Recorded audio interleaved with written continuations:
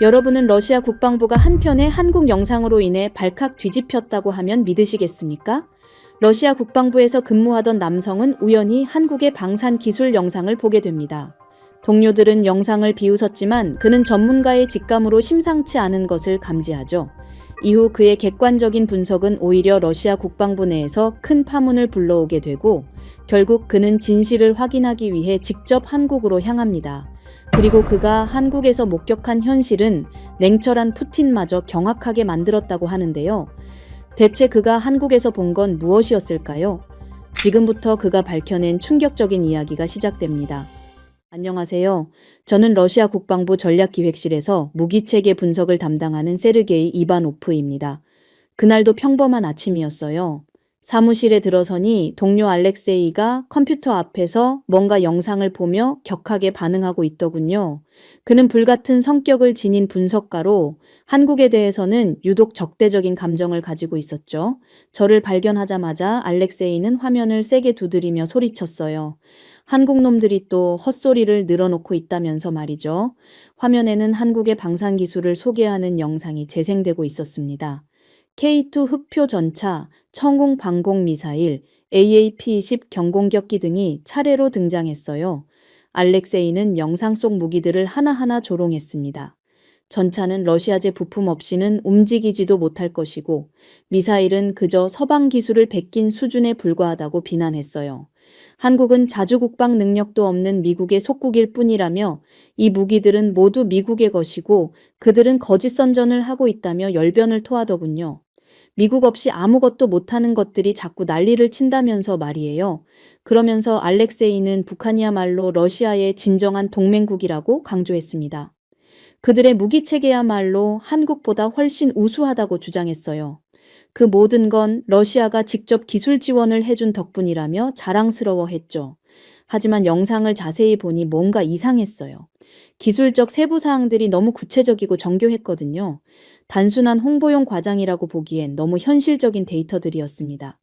능동 방어 시스템의 반응 속도, 미사일의 명중률, 전차의 기동 성능까지 하나하나 분석해보니 러시아 최신 무기 체계와 비교해도 결코 뒤지지 않는 수준이었어요.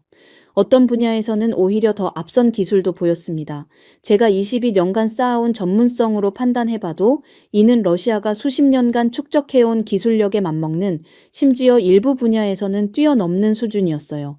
하지만 이런 생각을 입 밖으로 내기는 어려웠습니다. 주변 동료들, 특히 알렉세이 같은 사람들의 반응이 뻔했거든요. 그래서 저는 조용히 자료를 더 수집하고 분석하기 시작했어요. 그날 저녁 퇴근 시간이 되자 알렉세이가 몇 명의 동료들과 함께 저에게 다가왔습니다. 하루 종일 한국 영상만 들여다보고 있었다며 비꼬는 투로 말을 걸어오더군요. 그러면서 제가 혹시 한국의 허풍선전에 넘어간 것은 아니냐고 대놓고 조롱했습니다. 러시아 국방부의 전문가가 그딴 후진국에 쫄아서 되겠느냐는 식이었죠. 차라리 북한의 진짜 기술력이나 더 연구하라고 비아냥거렸어요. 결국 참다 못한 제가 객관적으로 분석해봐야 한다고 조심스럽게 말하자 알렉세이의 표정이 싸늘하게 변했습니다. 그러더니 러시아의 자존심은 어디 갔냐며 공개적으로 모욕했죠. 저는 말없이 자리를 떠났습니다. 하지만 머릿속에서는 한국 방산기술의 구체적인 수치들이 계속 맴돌고 있었어요.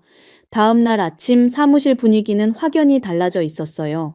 평소 저와 가까웠던 동료들도 어색하게 인사만 주고받았습니다. 복도에서 마주치면 시선을 피하거나 급히 다른 곳으로 발걸음을 돌렸죠. 저는 용기를 내어 부서 회의에서 한국 방산기술에 대한 객관적 평가가 필요하다고 제안했습니다.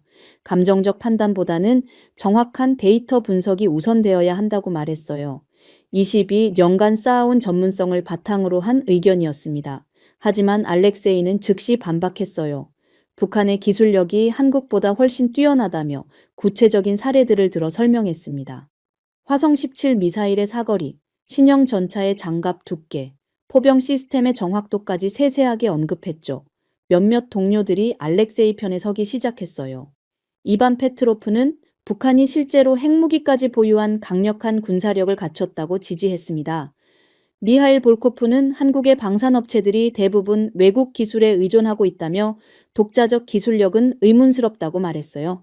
저는 점점 고립되어 갔습니다. 제가 제시하는 한국 방산 기술의 구체적 수치들은 무시당했고 오히려 한국과 미국 쪽에 넘어간 것 아니냐는 의혹을 받았어요. 평생 러시아 국방부에 충성해온 제가 갑자기 배신자 취급을 받는 상황이 되고 만 것이죠. 알렉세이는 더 나아가 제가 기밀 정보를 외부에 유출할 위험이 있다고 암시했어요. 한국에 대해 지나치게 우호적인 태도를 보이는 것이 의심스럽다는 식이었죠. 이는 제 경력에 치명적인 타격이 될 수 있는 심각한 의혹이었습니다. 이런 냉랭한 분위기가 일주일 정도 지속되던 어느 날 예상치 못한 소식이 전해졌습니다. 러시아 국방부 상층부에서 한국 방산 기술에 대한 현지 조사를 지시한 것이었어요. 우크라이나 전쟁 이후 서방 제재로 인해 대체 무기 공급처를 찾아야 하는 상황에서 나온 결정이었습니다. 부서장이 회의실에서 발표했을 때 저는 안도감과 동시에 불안감을 느꼈어요. 드디어 제 분석이 공식적으로 검증받을 기회가 온 것이었지만 알렉세이의 반응이 걱정됐습니다.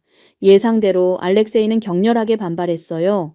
북한으로 가야 하는데 왜 한국에 가느냐며 목소리를 높였습니다. 북한의 기술을 직접 확인하는 것이 훨씬 유용할 것이라고 주장했죠. 한국 조사는 시간 낭비에 불과하다며 강하게 반대했어요. 하지만 부서장은 양쪽 모두 조사가 필요하다고 판단했다고 설명했습니다. 북한 조사팀과 한국 조사팀을 별도로 구성하되 두 팀 모두에 저와 알렉세이가 포함된다고 발표했어요. 이는 우리 두 사람의 상반된 의견을 모두 고려한 결정이었습니다. 알렉세이의 표정이 순식간에 일그러졌어요. 저를 향해 날카로운 시선을 보내며 이 모든 것이 제 탓이라는 듯한 눈빛을 보냈습니다. 제가 한국을 계속 옹호해서 상부까지 관심을 갖게 만들었다는 식이었죠. 며칠 뒤 공항으로 향하는 차 안에서도 긴장감이 감돌았습니다. 알렉세이는 창밖을 바라보며 말없이 있었지만 그의 굳은 표정에서 불만과 적대감이 역력했어요. 이후 창문 너머로 보이는 구름들을 바라보며 저는 각오를 다졌습니다. 어떤 결과가 나오든 진실만큼은 정확히 파악해서 돌아가겠다고 말이에요. 마침내 인천국제공항에 도착했을 때 저는 예상과 완전히 다른 광경에 놀랐습니다. 비행기에서 내리자마자 보인 것은 최첨단 시설들이었어요. 자동화된 통관 시스템, 디지털 안내판, 로봇 안내원까지 러시아 공항과는 비교할 수 없을 정도로 현대적이고 효율적이었습니다. 알렉세이도 당황한 표정을 감추지 못했어요. 평소 한국을 무시하던 그였지만 공항 시설만큼은 부인할 수 없는 수준이었거든요. 입국 절차를 밟으면서도 계속 두리번거렸습니다. 짐을 찾는 곳에서 저는 더 큰 충격을 받았어요. 모든 시설이 자동화되어 있었고 승객들의 동선이 매우 체계적으로 설계되어 있었습니다. 러시아에서 상상하던 한국의 모습과는 천지 차이였죠. 공항 밖으로 나오니 서울의 스카이라인이 한눈에 들어왔어요. 고층 빌딩들이 빼곡히 들어선 모습이 정말 인상적이었습니다. 도로 위를 달리는 자동차들도 대부분 최신형이었고 교통체계도 매우 질서정연했어요. 호텔로 이동하는 동안 알렉세이는 계속 침묵을 지켰습니다. 창밖 풍경을 바라보는 그의 표정에서 당혹감을 읽을 수 있었어요. 평소 자신이 가지고 있던 한국에 대한 편견이 흔들리고 있는 것 같았습니다. 다음 날 아침, 우리는 한국 방산업체 관계자들과 첫 미팅을 가졌어요. 그 자리에서 윤영은을 만났습니다. 첫인상부터 범상치 않았어요. 정확하고 논리적인 말투, 풍부한 전문 지식, 그리고 자신감 넘치는 태도까지. 윤영은이 한국 방산업계 현황을 브리핑할 때 저는 집중해서 들었습니다. 그녀가 제시하는 수치들과 데이터들이 제가 사전에 조사했던 내용들과 정확히 일치했어요. 2024년 한국이 세계 5위 군사 강국으로 평가받고 있다는 것, 방산 수출이 연간 200억 달러를 목표로 하고 있다는 것까지. 특히 인상적이었던 것은 윤영은의 전문성이었어요. 복잡한 기술적 질문에도 막힘없이 답변했고 각 무기 체계의 장단점을 객관적으로 분석해서 설명했습니다. 러시아에서도 이 정도 수준의 전문가를 만나기 쉽지 않았거든요. 알렉세이는 처음에는 회의적인 태도를 보였어요. 윤영은의 설명 중간중간 의심스러운 표정을 짓거나 작은 소리로 중얼거렸습니다. 하지만 시간이 지나면서 그의 태도가 조금씩 변하는 것을 느꼈어요. 오후에는 실제 방산업체 시설을 견학했습니다. 현대로템의 K2 전차 생산 라인을 직접 본 순간 저는 말문이 막혔어요. 생산시설의 자동화 수준, 품질 관리 시스템, 그리고 작업자들의 전문성까지 러시아 방산업체와 비교해도 전혀 뒤지지 않는 수준이었습니다. K2 전차의 능동 방어 시스템을 직접 시연해주는 장면에서는 알렉세이도 놀라움을 감추지 못했어요. 반응 속도와 정확성이 러시아 최신 시스템보다 빠르고 정밀했거든요. 그가 평소 자랑하던 러시아 기술과 비교해도 손색이 없었습니다. 저녁 식사 자리에서 윤영은과 더 깊은 대화를 나눴어요. 그녀는 한국 방산업계가 어떻게 이렇게 빠르게 성장할 수 있었는지 상세히 설명해 줬습니다. 정부의 체계적인 지원, 민간 기업의 적극적인 투자, 그리고 무엇보다 실전 경험을 통한 기술 검증이 핵심이었다고 했어요. 윤영은의 설명을 들으면서 저는 그녀의 지적 능력에 감탄했어요. 복잡한 기술적 내용을 이해하기 쉽게 설명하는 능력, 질문의 핵심을 파악하는 통찰력, 그리고 객관적이면서도 설득력 있는 논리 전개까지 제가 만난 전문가 중에서도 최고 수준이었습니다. 더욱 놀라운 것은 윤영은의 친절함이었어요. 러시아에서 온 저희를 진심으로 환대해 주었고 궁금한 점이 있으면 언제든 질문하라고 했습니다. 이런 개방적이고 협력적인 태도는 러시아 방산업계에서는 보기 드문 것이었죠. 저는 점점 윤영은에게 호감을 느끼기 시작했어요. 단순히 전문가로서의 존경심을 넘어서 개인적으로도 매력적인 사람이라고 생각했습니다. 그녀와 대화할 때마다 새로운 것을 배우게 되었고 한국이라는 나라에 대한 이해도 깊어졌어요. 알렉세이는 이런 저의 변화를 예리하게 포착했습니다. 저녁 식사 후 호텔로 돌아가는 길에 그가 제게 던진 시선이 예사롭지 않았어요. 경계심과 질투심이 뒤섞인 복잡한 감정이 느껴졌습니다. 다음 날 아침 알렉세이가 제게 다가와 말했습니다. 어젯밤 윤영은과 너무 많은 시간을 보낸 것 같다고 지적했어요. 우리는 조사를 위해 온 것이지 개인적인 친분을 쌓으러 온 것이 아니라며 경고했습니다. 저는 당황했어요. 단순히 전문적인 대화를 나눈 것뿐인데 알렉세이가 왜 이렇게 민감하게 반응하는지 이해할 수 없었습니다. 하지만 그의 표정에서 진지함을 느꼈기 때문에 조심스럽게 답했어요. 이날 윤영은과 함께 한화 시스템을 방문했습니다. 청홍 미사일 시스템의 핵심 기술을 직접 볼 수 있는 기회였어요. 윤영은이 상세한 설명을 해주는 동안 저는 완전히 집중했습니다. 러시아 S-4T 시스템과 비교해도 전혀 뒤지지 않는 성능이었거든요. 특히 레이더 시스템의 탐지 거리와 정확도는 놀라울 정도였어요. 윤영은이 제시하는 수치들이 제가 사전에 파악한 자료와 정확히 일치했습니다. 요격 성공률 또한 러시아 최신 시스템보다 높았어요. 저는 윤영은에게 더 구체적인 질문들을 던졌습니다. 기술적 한계점은 무엇인지, 향후 개선 계획은 어떻게 되는지, 실전 배치 경험은 어떠했는지까지. 그녀는 모든 질문에 솔직하고 정확하게 답변했어요. 윤영은과 대화하면서 저는 점점 더 깊은 인상을 받았습니다. 그녀의 전문 지식은 물론이고 문제를 바라보는 시각의 깊이가 남달랐어요. 러시아에서도 이런 수준의 전문가를 만나기는 쉽지 않았거든요. 점심시간에 윤영은이 한국 전통 음식점으로 안내해줬어요. 불고기와 김치찌개를 먹으면서 한국 문화에 대한 이야기도 나눴습니다. 그녀는 한국이 어떻게 짧은 시간에 이렇게 발전할 수 있었는지 흥미롭게 설명해줬어요. 알렉세이는 식사 내내 말이 없었습니다. 가끔 저와 윤영은의 대화를 예리한 눈으로 지켜보았지만 끼어들지는 않았어요. 하지만 그의 침묵이 오히려 더 불편했습니다. 오후에는 KAI에서 FA-50 전투기를 직접 보는 기회가 있었어요. 윤영은이 항공기의 설계 철학부터 성능 특성까지 자세히 설명해 줬습니다. 저는 그녀의 해박한 지식에 계속 감탄했어요. AF-50의 레이더 시스템과 무장 체계를 살펴보면서 저는 한국 항공기술의 수준을 실감했습니다. 러시아 전투기와 비교해도 손색이 없는 수준이었어요. 특히 전자전 장비의 성능은 예상보다 훨씬 뛰어났습니다. 저녁에 호텔로 돌아와서 알렉세이가 갑자기 제게 말했어요. 윤영은과 너무 가까워지는 것 같다고 우려를 표했습니다. 저는 깜짝 놀랐습니다. 전혀 그런 의도가 없었는데 알렉세이가 왜 이런 의심을 하는지 이해할 수 없었어요. 단순히 전문적인 정보 교환일 뿐이라고 해명했지만 그는 여전히 의심스러운 표정을 지었습니다. 알렉세이는 더 나아가 저를 기밀 유출 위험 인물로 의심하기 시작했습니다. 그는 제가 윤영은과의 관계 때문에 판단력을 잃었다고 생각하고 있었어요. 결국 다음날 아침 알렉세이의 태도는 더욱 냉랭해졌습니다. 저와 대화할 때도 공식적이고 딱딱한 말투를 사용했어요. 윤영은과 제가 대화하는 모습을 유심히 관찰하며 무언가를 기록하는 것 같았습니다. 윤영은도 분위기 변화를 눈치챈 것 같았어요. 평소보다 조심스럽게 행동했고 저와의 대화도 공식적인 선에서 유지하려고 노력하는 모습이 보였습니다.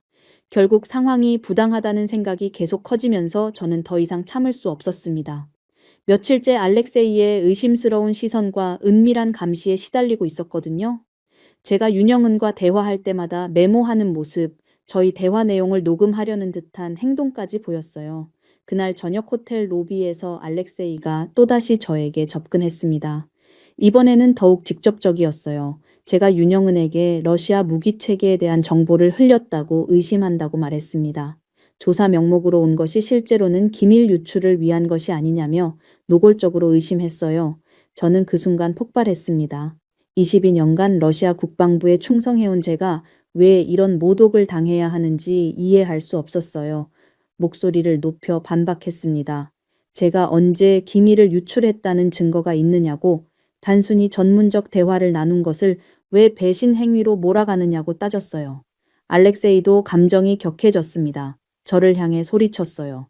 세르게이가 한국에 온 이후 완전히 달라졌다며 러시아 동료보다 한국 여자를 더 신뢰하는 것 같다고 비난했습니다. 이런 태도가 배신이 아니면 무엇이냐며 목소리를 높였어요. 호텔 로비에 있던 다른 투숙객들이 저희를 쳐다보기 시작했습니다. 하지만 저는 더 이상 신경 쓸 수 없었어요. 알렉세이의 부당한 의심과 모독에 대한 분노가 폭발했거든요. 저는 알렉세이에게 따졌습니다. 그가 정말로 객관적인 조사를 원하는 것인지 아니면 단순히 자신의 편견을 확인받고 싶어 하는 것인지 물었어요. 한국의 뛰어난 기술력을 인정하기 싫어서 저를 희생양으로 만들려는 것이 아니냐고 직격탄을 날렸습니다. 알렉세이의 얼굴이 새빨갛게 달아올랐어요. 하지만 그 순간 그의 표정에서 뭔가 다른 것을 읽었습니다. 단순한 분노가 아니라 더 깊고 복잡한 감정이었어요. 갑자기 알렉세이가 주저앉으며 고개를 떨어뜨렸습니다. 목소리가 떨리기 시작했어요. 자신이 한국에 대해 열등감을 느끼고 있다고 고백했습니다. 러시아가 자랑하던 기술력이 한국에 뒤처지고 있다는 사실을 받아들이기 어렵다고 털어놨어요. 저는 깜짝 놀랐습니다. 평소 자신만만하던 알렉세이에게서 이런 약한 모습을 본 것은 처음이었거든요. 그가 계속해서 말했어요. 윤영은 같은 뛰어난 전문가를 보면서 자신의 무능함을 느꼈다고, 그래서 저를 질투했다고 인정했습니다. 알렉세이는 더 충격적인 고백을 했어요. 사실 윤영은에게 개인적인 관심이 있었는데 그녀가 자신보다 저에게 더 많은 관심을 보이는 것을 견딜 수 없었다고 말했습니다. 이것이 질투심의 진짜 이유였던 거예요. 그의 솔직한 고백을 들으면서 저는 분노가 사라지는 것을 느꼈습니다. 대신 동정심과 이해심이 생겼어요. 알렉세이도 결국 저와 같은 인간이었고 자존심과 열등감 때문에 고통받고 있었던 거죠. 저는 알렉세이에게 다가가 어깨에 손을 올렸습니다. 우리 모두 이번 조사를 통해 많은 것을 배우고 있다고, 한국의 발전을 인정하는 것이 러시아를 배신하는 것이 아니라고 말했어요. 오히려 객관적으로 현실을 파악해야 러시아도 더 발전할 수 있다고 설득했습니다. 알렉세이가 고개를 들어 저를 바라봤어요. 눈에 눈물이 맺혀 있었습니다. 그가 말했어요. 자신이 너무 감정적으로 행동했다고, 저에게 부당한 의심을 품었다고 사과했습니다. 저도 알렉세이에게 사과했어요. 그의 감정을 이해하지 못하고 무시했던 점에 대해서 말이에요. 우리는 서로를 꽉 껴안았습니다. 며칠간 쌓였던 오해와 갈등이 한순간에 해소되는 느낌이었어요. 호텔 로비에 있던 사람들이 저희를 신기하게 바라봤지만 상관없었습니다.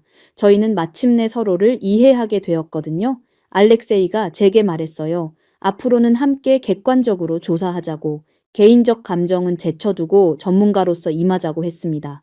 저는 그 순간 큰 해방감을 느꼈어요. 며칠간 저를 짓눌렀던 의심과 갈등에서 벗어날 수 있었거든요. 알렉세이와의 관계도 회복되었고, 이제 진정한 협력이 가능해 보였습니다. 그날 밤 저희는 늦은 시간까지 대화를 나눴어요. 러시아 방산업계의 현실, 한국의 발전상, 그리고 앞으로의 협력 가능성까지. 처음으로 진솔하고 건설적인 대화였습니다. 알렉세이가 마지막으로 말했어요. 내일부터는 새로운 마음으로 조사에 임하겠다고, 그리고 윤영은을 포함한 한국 전문가들로부터 최대한 많은 것을 배우겠다고 다짐했습니다. 다음 날부터 저와 알렉세이의 관계는 완전히 달라졌습니다. 마치 오랫동안 가슴속에 쌓여있던 응어리가 한순간에 풀어진 것 같았죠. 첫 번째로 방문한 곳은 한국항공우주산업이었습니다. 공장에 들어서는 순간 저는 말 그대로 입을 다물 수 없었어요. 러시아에서 본 그 어떤 공장보다도 체계적이고 깔끔하게 정리된 생산 라인이 눈앞에 펼쳐졌거든요. 현장 엔지니어들이 설명하는 걸 들어보니 정말 놀라웠습니다. 한국형 전투기 KF-X 개발 과정에서 모든 단계가 철저히 문서화되어 있더군요. 설계 변경 사항 하나하나까지 추적이 가능한 시스템이었어요. 알렉세이는 제게 이런 체계적인 관리를 러시아에서는 본 적이 없다며 감탄했습니다. 저 역시 같은 생각이었죠. 두 번째 방문지는 한화 시스템이었습니다. 레이더 기술 연구소에서 만난 연구원들의 모습이 정말 인상적이었어요. 20대 후반부터 50대까지 다양한 연령대의 연구원들이 하나의 목표를 향해 매진하고 있었거든요. 윤영은은 한국의 방산기술 발전 비결이 바로 이런 환경에 있다고 설명했습니다. 정부의 지속적인 연구개발 투자와 민간 기업의 창의적인 도전 정신이 만나서 시너지를 만들어낸다는 거였어요. 저는 그때 깨달았습니다. 한국이 이렇게 짧은 시간에 방산 강국으로 성장할 수 있었던 건 단순히 기술만의 문제가 아니었다는 걸 말이죠. 알렉세이도 비슷한 생각이었나 봅니다. 우리 둘은 저녁 시간에 호텔 카페에서 이야기를 나누며 많은 걸 느꼈어요. 알렉세이는 우리가 놓친 게 너무 많은 것 같다며 아쉬워했습니다. 맞았어요. 우리는 기술적인 부분에만 집중했는데 정작 중요한 건 시스템과 문화였던 것 같았거든요. 세 번째 날에는 대우조선해양의 거제 조선소를 방문했습니다. 잠수함 건조 현장을 보는 순간 저는 또 한 번 충격을 받았어요. 독일에서 도입한 기술을 바탕으로 자체 개발한 한국형 잠수함의 정밀도가 상상 이상이었거든요. 현장 관리자는 이 모든 기술이 10년 전만 해도 불가능하다고 여겨졌던 것들이라며 자랑스럽게 설명했습니다. 하지만 포기하지 않고 도전한 결과 지금의 성과를 이룰 수 있다고 했어요. 윤영은과 함께 점심을 먹으며 이야기할 기회가 있었습니다. 그녀는 한국 방산업계의 성장 과정을 정말 자세히 설명해 주었어요. 한국도 처음부터 이런 기술력을 가지고 있었던 건 아니라고 하더군요. 1980년대만 해도 대부분의 무기 체계를 외국에서 도입해야 했다는 거예요. 그렇다면 어떻게 이렇게 빠른 성장이 가능했던 걸까요? 윤영은은 가장 중요한 건 실패를 두려워하지 않는 도전 정신이었다고 말했습니다. 그리고 정부와 민간이 함께 장기적인 비전을 가지고 투자를 지속한 거라고 했어요. 저는 그 말을 들으며 러시아의 상황과 비교하게 되었습니다. 우리나라도 분명 훌륭한 기술력과 인재들이 있는데 왜 이런 성과를 내지 못하고 있는 걸까 하는 생각이 들었어요. 네 번째 날 밤, 저는 호텔방에서 혼자 깊은 생각에 잠겼습니다. 한국에서 보고 배운 것들을 정리하며 러시아로 돌아가서 어떤 변화를 만들어야 할지 고민했어요. 창밖으로 보이는 서울의 야경이 정말 아름다웠습니다. 수많은 불빛들이 마치 한국의 역동적인 에너지를 보여주는 것 같았거든요. 그때 노크 소리가 들렸어요. 문을 열어보니 알렉세이가 진지한 표정으로 서 있더군요. 잠깐 이야기하자고 하더라고요. 우리 둘은 밤늦게까지 이야기를 나누었습니다. 한국에서 경험한 것들, 그리고 러시아의 미래에 대해서 말이죠. 그 대화를 통해 저는 확신을 가지게 되었어요. 이번 경험이 단순한 출장이 아니라 제 인생의 전환점이 될 거라는 걸 말입니다. 대화가 끝난 후 저는 잠을 이룰 수 없었습니다. 머릿속에 지난 일주일간의 경험들이 끊임없이 맴돌았거든요. 한국에서 본 것들, 느낀 것들이 너무나 강렬해서 어떻게 정리해야 할지 막막했어요. 결국 다음 날 새벽 5시부터 저는 노트북을 켜고 보고서 작성을 시작했습니다. 평소 러시아 국방부에 제출하던 형식적인 보고서와는 완전히 다른 접근을 했어요. 솔직하고 냉정한 현실 인정부터 시작했죠. 첫 번째 장에서는 한국 방산 기술력의 실제 수준을 구체적인 데이터와 함께 기술했습니다. KF-X 전투기의 핵심 부품 국산화율이 65%에 달한다는 사실, 천공 미사일 시스템의 요격 성공률이 세계 최고 수준이라는 점들을 상세히 담았어요. 두 번째 장에서는 한국의 성장 비결을 분석했습니다. 정부 주도의 체계적인 장기 투자 계획, 민간 기업과의 효율적인 협력 구조, 그리고 무엇보다 실패를 용인하는 연구개발 문화가 핵심이었다고 썼죠. 세 번째 장이 가장 어려웠습니다.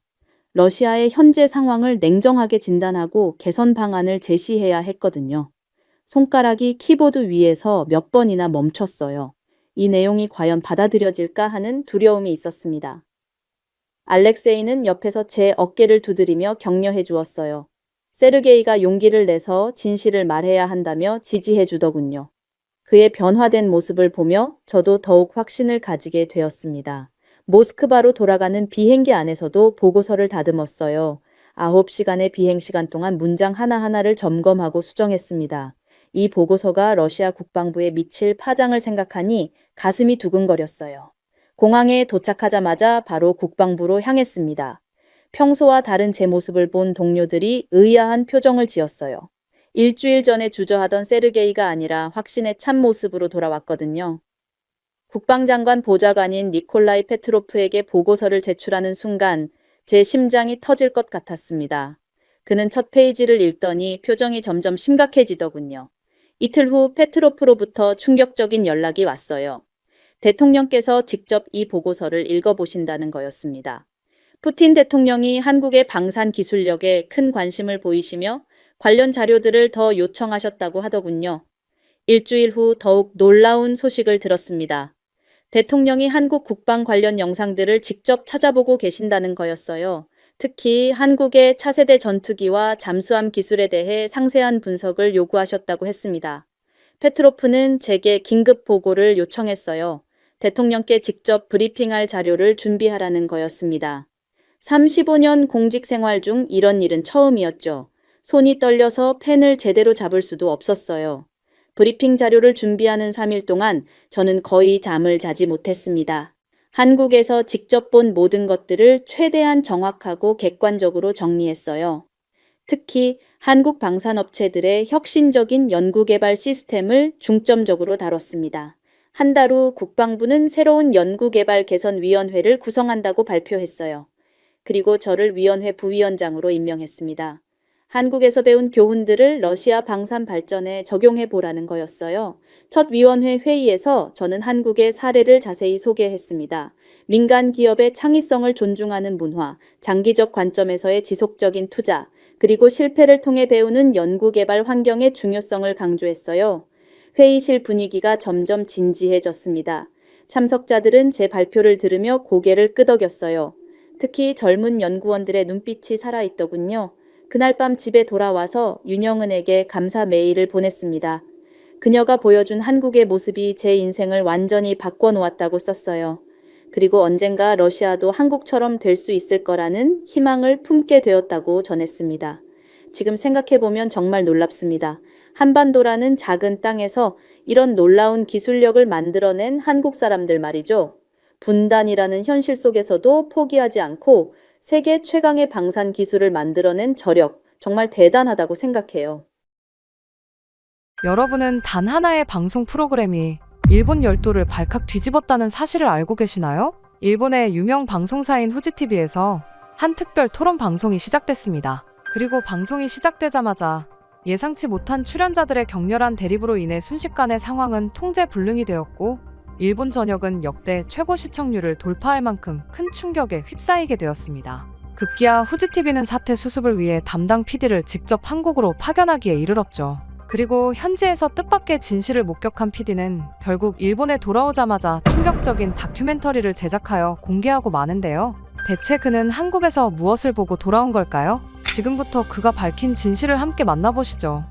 안녕하세요. 저는 일본 후지TV의 PD 사토 히로시입니다. 그날은 독도를 주제로 한 특별 토론 프로그램 녹화일이었습니다. 스튜디오에는 일본 다카하시 평론가를 비롯해 여러 국적의 패널들이 앉아 있었어요. 중국 교수, 영국 언론인, 그리고 미국 여행 유튜버까지 말이죠. 그렇게 방송이 시작되고 독도 문제에 대한 본격적인 토론이 시작되려는 때였습니다. 그때 갑자기 다카하시가 벌떡 일어나더니 강력하게 외치기 시작했죠. 다케시마는 일본 땅이죠. 한국은 그곳을 불법적으로 점거하고 있을 뿐입니다. 그 순간 방송실 전체가 정적에 빠졌습니다. 이건 원래 예정된 대본과는 완전히 다른 시작이었거든요. 분명히 이번은 온건한 토론으로 기획된 프로그램이었습니다. 그런데 저건 너무나도 위험한 발언이었어요. 그때였습니다. 한 미국 유튜버가 즉시 강하게 반박을 하더군요. 저는 얼마 전 한국을 여행 갔다가 독도를 방문했는데 그곳은 정말 아름다웠어요. 게다가 이미 한국인들이 독도를 지키고 있던데요. 그의 말에 다카하시의 얼굴이 순간 붉어졌습니다. 그건 완전히 잘못된 정보예요. 한국은 역사를 조작해서 자신들에게 유리하게 만드는 것으로 유명합니다. 다케시마는 일본이 먼저 발견했고 에도 시대부터 일본 어민들이 이용해왔다는 명백한 기록이 있습니다. 그의 발언은 거기서 끝나지 않았습니다. 한국은 감정적이고 비이성적입니다. 객관적인 역사적 근거보다는 그저 민족주의적 감정에 치우쳐 있어요. 이런 식으로는 국제사회에서 인정받을 수 없습니다. 저는 손에 땀이 나기 시작했습니다. 30년 가까이 방송계에서 일해왔지만 이런 돌발 상황은 처음이었거든요. 생방송이기에 중단도 불가했죠. 한국은 항상 이런 식이에요. 감정에 호소해서 국제 여론을 호도하려 합니다. 기록도 제대로 보존하지 못한 나라가 어떻게 영토 주권을 주장할 수 있나요? 일본은 메이지 시대부터 체계적으로 기록을 관리해왔습니다. 그는 계속해서 말했습니다. 그들은 일제강점기 때문에 모든 것을 일본 탓으로 돌리려 합니다. 하지만 독도는 그 훨씬 이전부터 일본이 실효 지배하고 있었어요. 이것은 명백한 사실이고 감정으로 뒤바뀔 수 있는 게 아닙니다. 그 순간 방송실 뒤로 전화가 빗발치기 시작했습니다. 시청자들의 반응 또한 폭발적이었죠. 찬성하는 의견, 반대하는 의견, 그리고 중립적인 의견까지 모든 게 뒤섞였어요. 결국 상황을 지켜보던 중국 교수 또한 국제법적 관점에서 중재하려 했지만 소용없었습니다. 보다 못한 영국 언론인 또한 자신의 의견을 제시하려 했죠. 양측 모두 일리가 있는 것 같은데 국제사회에서는 하지만 다카하시가 중간에 끼어들었습니다. 국제사회가 한국 편을 드는 것은 일본이 과거의 강대국이었기 때문입니다. 약자를 동정하는 심리일 뿐이에요. 그러자 결국 미국 유튜버가 목소리를 높였습니다. 독도에서 한국 군인들이 24시간 지키고 있는 걸 직접 봤어요. 그들의 눈빛에서 조국을 지키려는 의지를 느꼈습니다. 다카하시가 비웃듯 말했습니다. 그런 게 바로 감정에 치우친 증거입니다. 법적 근거도 없이 무력으로만 점거하고 있을 뿐이에요. 한국은 위안부 문제도 그렇고 항상 피해자 코스프레만 합니다. 다카하시의 발언이 더욱 격해졌습니다. 결국 제작진들의 얼굴이 창백해졌습니다. 이런 발언들이 계속 나간다면 어떤 결과를 낳을지 뻔했거든요. 시청자들의 반응도 폭발적이었습니다. 전화, 문자, 온라인 댓글이 쏟아졌죠. 이후 다카하시는 마지막으로 강하게 말했습니다. 다케시마는 역사상 한 번도 한국 땅이었던 적이 없습니다. 이것은 변하지 않는 사실입니다. 그렇게 긴 토론 끝에 다카하시의 발언을 마지막으로 방송이 끝나게 되었습니다. 저는 그 자리에서 움직일 수 없었습니다. 역대 최고 시청률과 함께 폭발적인 시청자 반응이 몰려왔기 때문이었죠. 그리고 1시간 후 방송국 1층 로비에서 웅성거리는 소리가 들리기 시작했습니다. 창문으로 내려다보니 사람들이 하나둘씩 모이고 있었죠. 손에는 플래카드를 들고 있었습니다. 몇몇 사람들이 주먹을 불끈 쥐고 목청껏 소리 지르기 시작했습니다. 그들 대부분은 중년 남성들이었어요. 독도가 일본 땅이라고 주장하고 있었죠. 하지만 다른 쪽에서는 또 다른 목소리가 들렸습니다. 젊은 학생들과 시민들이 모여들어 진실을 밝히라고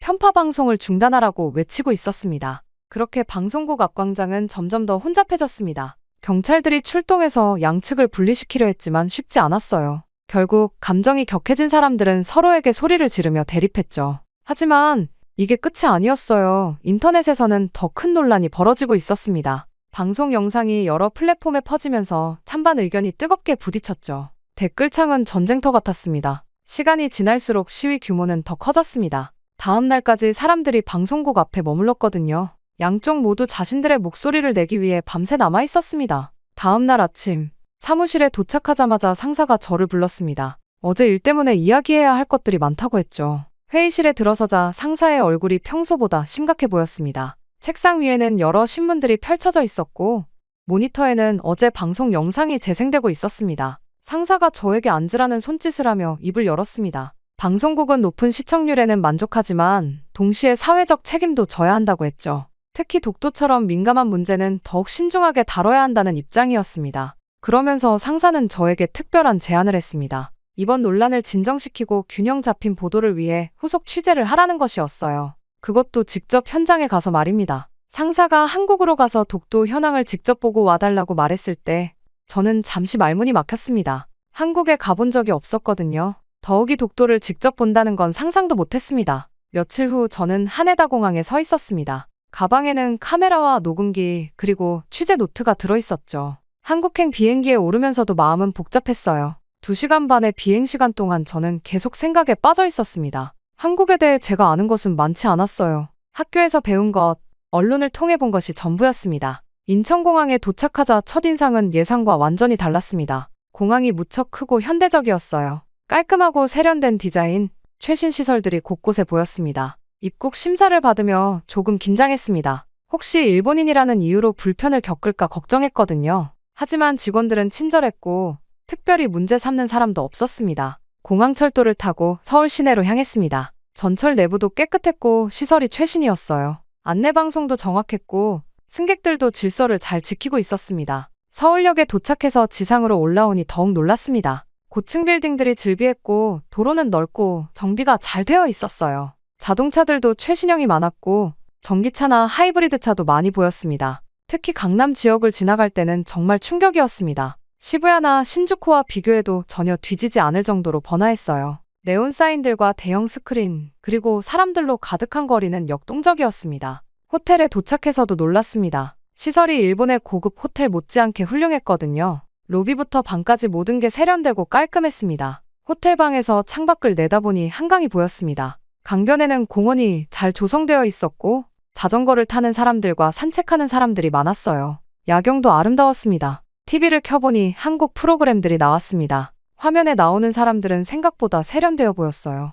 뉴스 스튜디오도 현대적이었고 앵커들의 발음도 또렷했습니다. 그 순간 깨달았습니다. 제가 한국에 대해 가지고 있던 선입견이 얼마나 잘못된 것이었는지를 말이에요. 언론이나 교육을 통해 형성된 편견이 현실과는 전혀 다르다는 걸 체감할 수 있었습니다. 다음 날 아침 독도로 가기 위한 준비를 했습니다. 서울에서 울릉도까지 가야 하고 그곳에서 다시 독도로 가야 했죠. 여행사에서 받은 일정표를 보니 생각보다 복잡해 보였습니다. KTX를 타고 포항에 도착해서 울릉도행 배표를 끊었습니다. 항구 주변도 생각보다 잘 정비되어 있었고 시설도 현대적이었어요. 독도 방문 관광객들도 많아 보였습니다. 마침내 울릉도행 배가 포항항을 떠나면서 바다 위를 달리기 시작했습니다. 뱃멀미를 걱정했는데 다행히 파도가 잔잔했어요. 3시간 정도의 여정이었지만 생각보다 편안했습니다. 울릉도에 도착하자 섬의 아름다운 모습에 감탄했습니다. 푸른 바다와 울창한 숲이 어우러진 풍경이 정말 멋있었어요. 항구도 생각보다 잘 정비되어 있었습니다.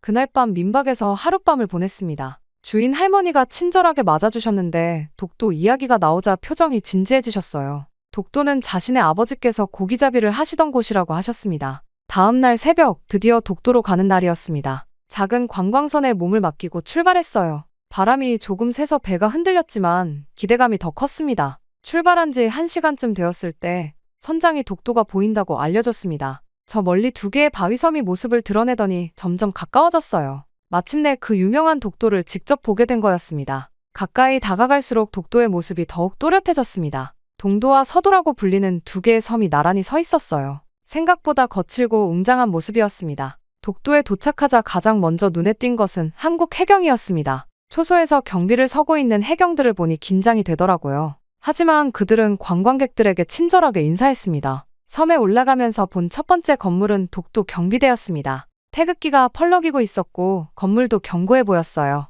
이곳이 한국 영토라는 걸 확실히 보여주고 있었습니다. 독도에는 주민도 살고 있었습니다. 독도 관리사무소에서 일하는 분과 이야기를 나눴는데 정말 친절하셨어요. 독도에 대한 자부심이 대단하다는 걸 느낄 수 있었습니다. 섬을 둘러보면서 놀란 것은 시설이 생각보다 잘 되어 있다는 점이었습니다. 헬기장도 있었고 전기와 통신시설도 갖춰져 있었어요. 임시방편이 아닌 영구적인 관리를 하고 있다는 게 느껴졌습니다. 독도 박물관도 있었습니다. 작지만 독도의 역사와 자연환경에 대한 자료들이 잘 정리되어 있었어요. 특히 조선시대부터의 기록들을 보면서 한국 측 주장의 근거를 이해할 수 있었습니다. 한국인 관광객들과도 대화를 나눴습니다. 대부분 독도를 직접 보러 온 것이 첫 방문이라고 했어요. 하지만 모두 독도가 자신들의 땅이라는 확신에 차 있었습니다. 독도의 자연환경도 인상적이었습니다. 바다새들이 많이 서식하고 있었고 바위 틈 사이에는 독도만의 특별한 식물들이 자라고 있었어요. 생태계가 잘 보존되고 있었습니다. 동도에서 서도를 바라보며 잠시 생각에 잠겼습니다. 이렇게 작은 2개의 바위섬을 두고 왜 이렇게 큰 논란이 벌어지는 걸까요? 단순히 영토 문제만은 아닌 것 같았습니다. 해경들이 24시간 교대로 경비를 서고 있다는 이야기를 들었습니다. 어떤 날씨에도 어떤 상황에서도 이곳을 지키고 있다고 했어요. 그들의 사명감이 대단해 보였습니다. 독도에서 보는 일몰은 정말 아름다웠습니다. 서쪽 바다로 떨어지는 태양이 온 바다를 붉게 물들였어요. 이런 아름다운 곳이 논란의 중심에 있다는 게 안타까웠습니다. 독도 방문을 마치고 배에 오르면서 복잡한 심정이었습니다. 일본에서 들었던 이야기와는 완전히 다른 현실을 본 거였거든요. 한국인들이 독도를 얼마나 소중히 여기는지 직접 느낄 수 있었습니다. 울릉도로 돌아가는 배 안에서 계속 생각했습니다. 과연 진실은 무엇일까요? 일본에서 배운 것과 한국에서 본 것 둘 중 어느 쪽이 맞는 걸까요? 그날 밤 울릉도 민박에서 일기를 썼습니다. 독도에서 본 것들, 느낀 것들을 정리하면서 더욱 혼란스러워졌어요. 제가 지금까지 알고 있던 모든 것을 다시 생각해봐야 할 것 같았습니다. 다음 날 아침 일찍 울릉도 곳곳을 둘러보기 시작했습니다. 섬 전체가 생각보다 잘 개발되어 있어서 놀랐어요. 도로도 포장이 잘 되어 있었고 관광시설들도 현대적이었습니다. 첫 번째로 방문한 곳은 울릉도 박물관이었습니다. 독도와 울릉도의 역사에 대한 자료들이 체계적으로 정리되어 있었어요. 특히 조선시대 문헌에 나오는 독도 관련 기록들을 보면서 한국 측 주장의 근거를 이해할 수 있었습니다. 박물관 해설사의 설명을 들으며 놀랐습니다. 수많은 역사 기록과 지도들이 독도를 한국 영토로 표기하고 있었거든요. 일본에서 본 자료들과는 완전히 다른 내용이었습니다. 울릉도 해안 도로를 따라 이동하면서 본 풍경은 정말 아름다웠습니다. 깎아지른 절벽과 푸른 바다, 그리고 옛 모습을 간직한 어촌 마을들이 조화롭게 어우러져 있었어요. 도동항에서 만난 어부 아저씨와 이야기를 나눴습니다. 할아버지 때부터 이곳에서 고기를 잡아왔다고 하더라고요. 어릴 때부터 독도 근처에서 조업했다고 했는데 그곳이 언제나 한국 어민들의 터전이었다고 강조했습니다. 현포항을 방문했을 때도 비슷한 이야기를 들었습니다. 지역 주민들은 독도를 자연스럽게 자신들의 영역으로 여기고 있었어요. 특별히 의식하는 것도 아니고 그냥 당연한 것으로 받아들이고 있었습니다. 울릉도의 최고봉인 성인봉에 올라가 봤습니다. 날씨가 좋은 날에는 독도가 보인다고 했는데 그날은 구름이 많아서 볼 수 없었어요. 하지만 정상에서 바라본 울릉도 전경은 정말 멋있었습니다. 내수전 일출 전망대에 갔을 때는 해 떠오르는 모습을 봤습니다. 수평선 너머에서 태양이 천천히 모습을 드러내는 장면이 장관이었어요. 이런 아름다운 곳에서 살아가는 사람들의 마음을 조금이나마 이해할 수 있었습니다. 울릉도 곳곳에는 현대적인 시설들이 많았습니다. 케이블카, 관광리조트, 수목원 등이 잘 조성되어 있었어요. 관광객들을 위한 인프라가 계속 발전하고 있다는 걸 느낄 수 있었습니다. 저동항 주변을 걸으면서 만난 젊은 카페 사장과도 대화를 나눴습니다. 서울에서 와서 이곳에 정착했다고 하더라고요. 도시 생활에 지쳐 이곳에 왔는데 독도와 울릉도의 자연의 매력을 느껴 계속 살고 있다고 했습니다. 관음도 산책로를 걸으면서 울릉도의 자연환경을 더 자세히 관찰했습니다. 독특한 지질 구조와 다양한 식물들이 인상적이었어요. 화산섬 특유의 경관이 곳곳에 남아 있었습니다. 태아등대를 방문했을 때는 한국 해경의 역할을 더 잘 이해할 수 있었습니다. 이곳에서 독도까지의 해역을 관할하고 있다고 했는데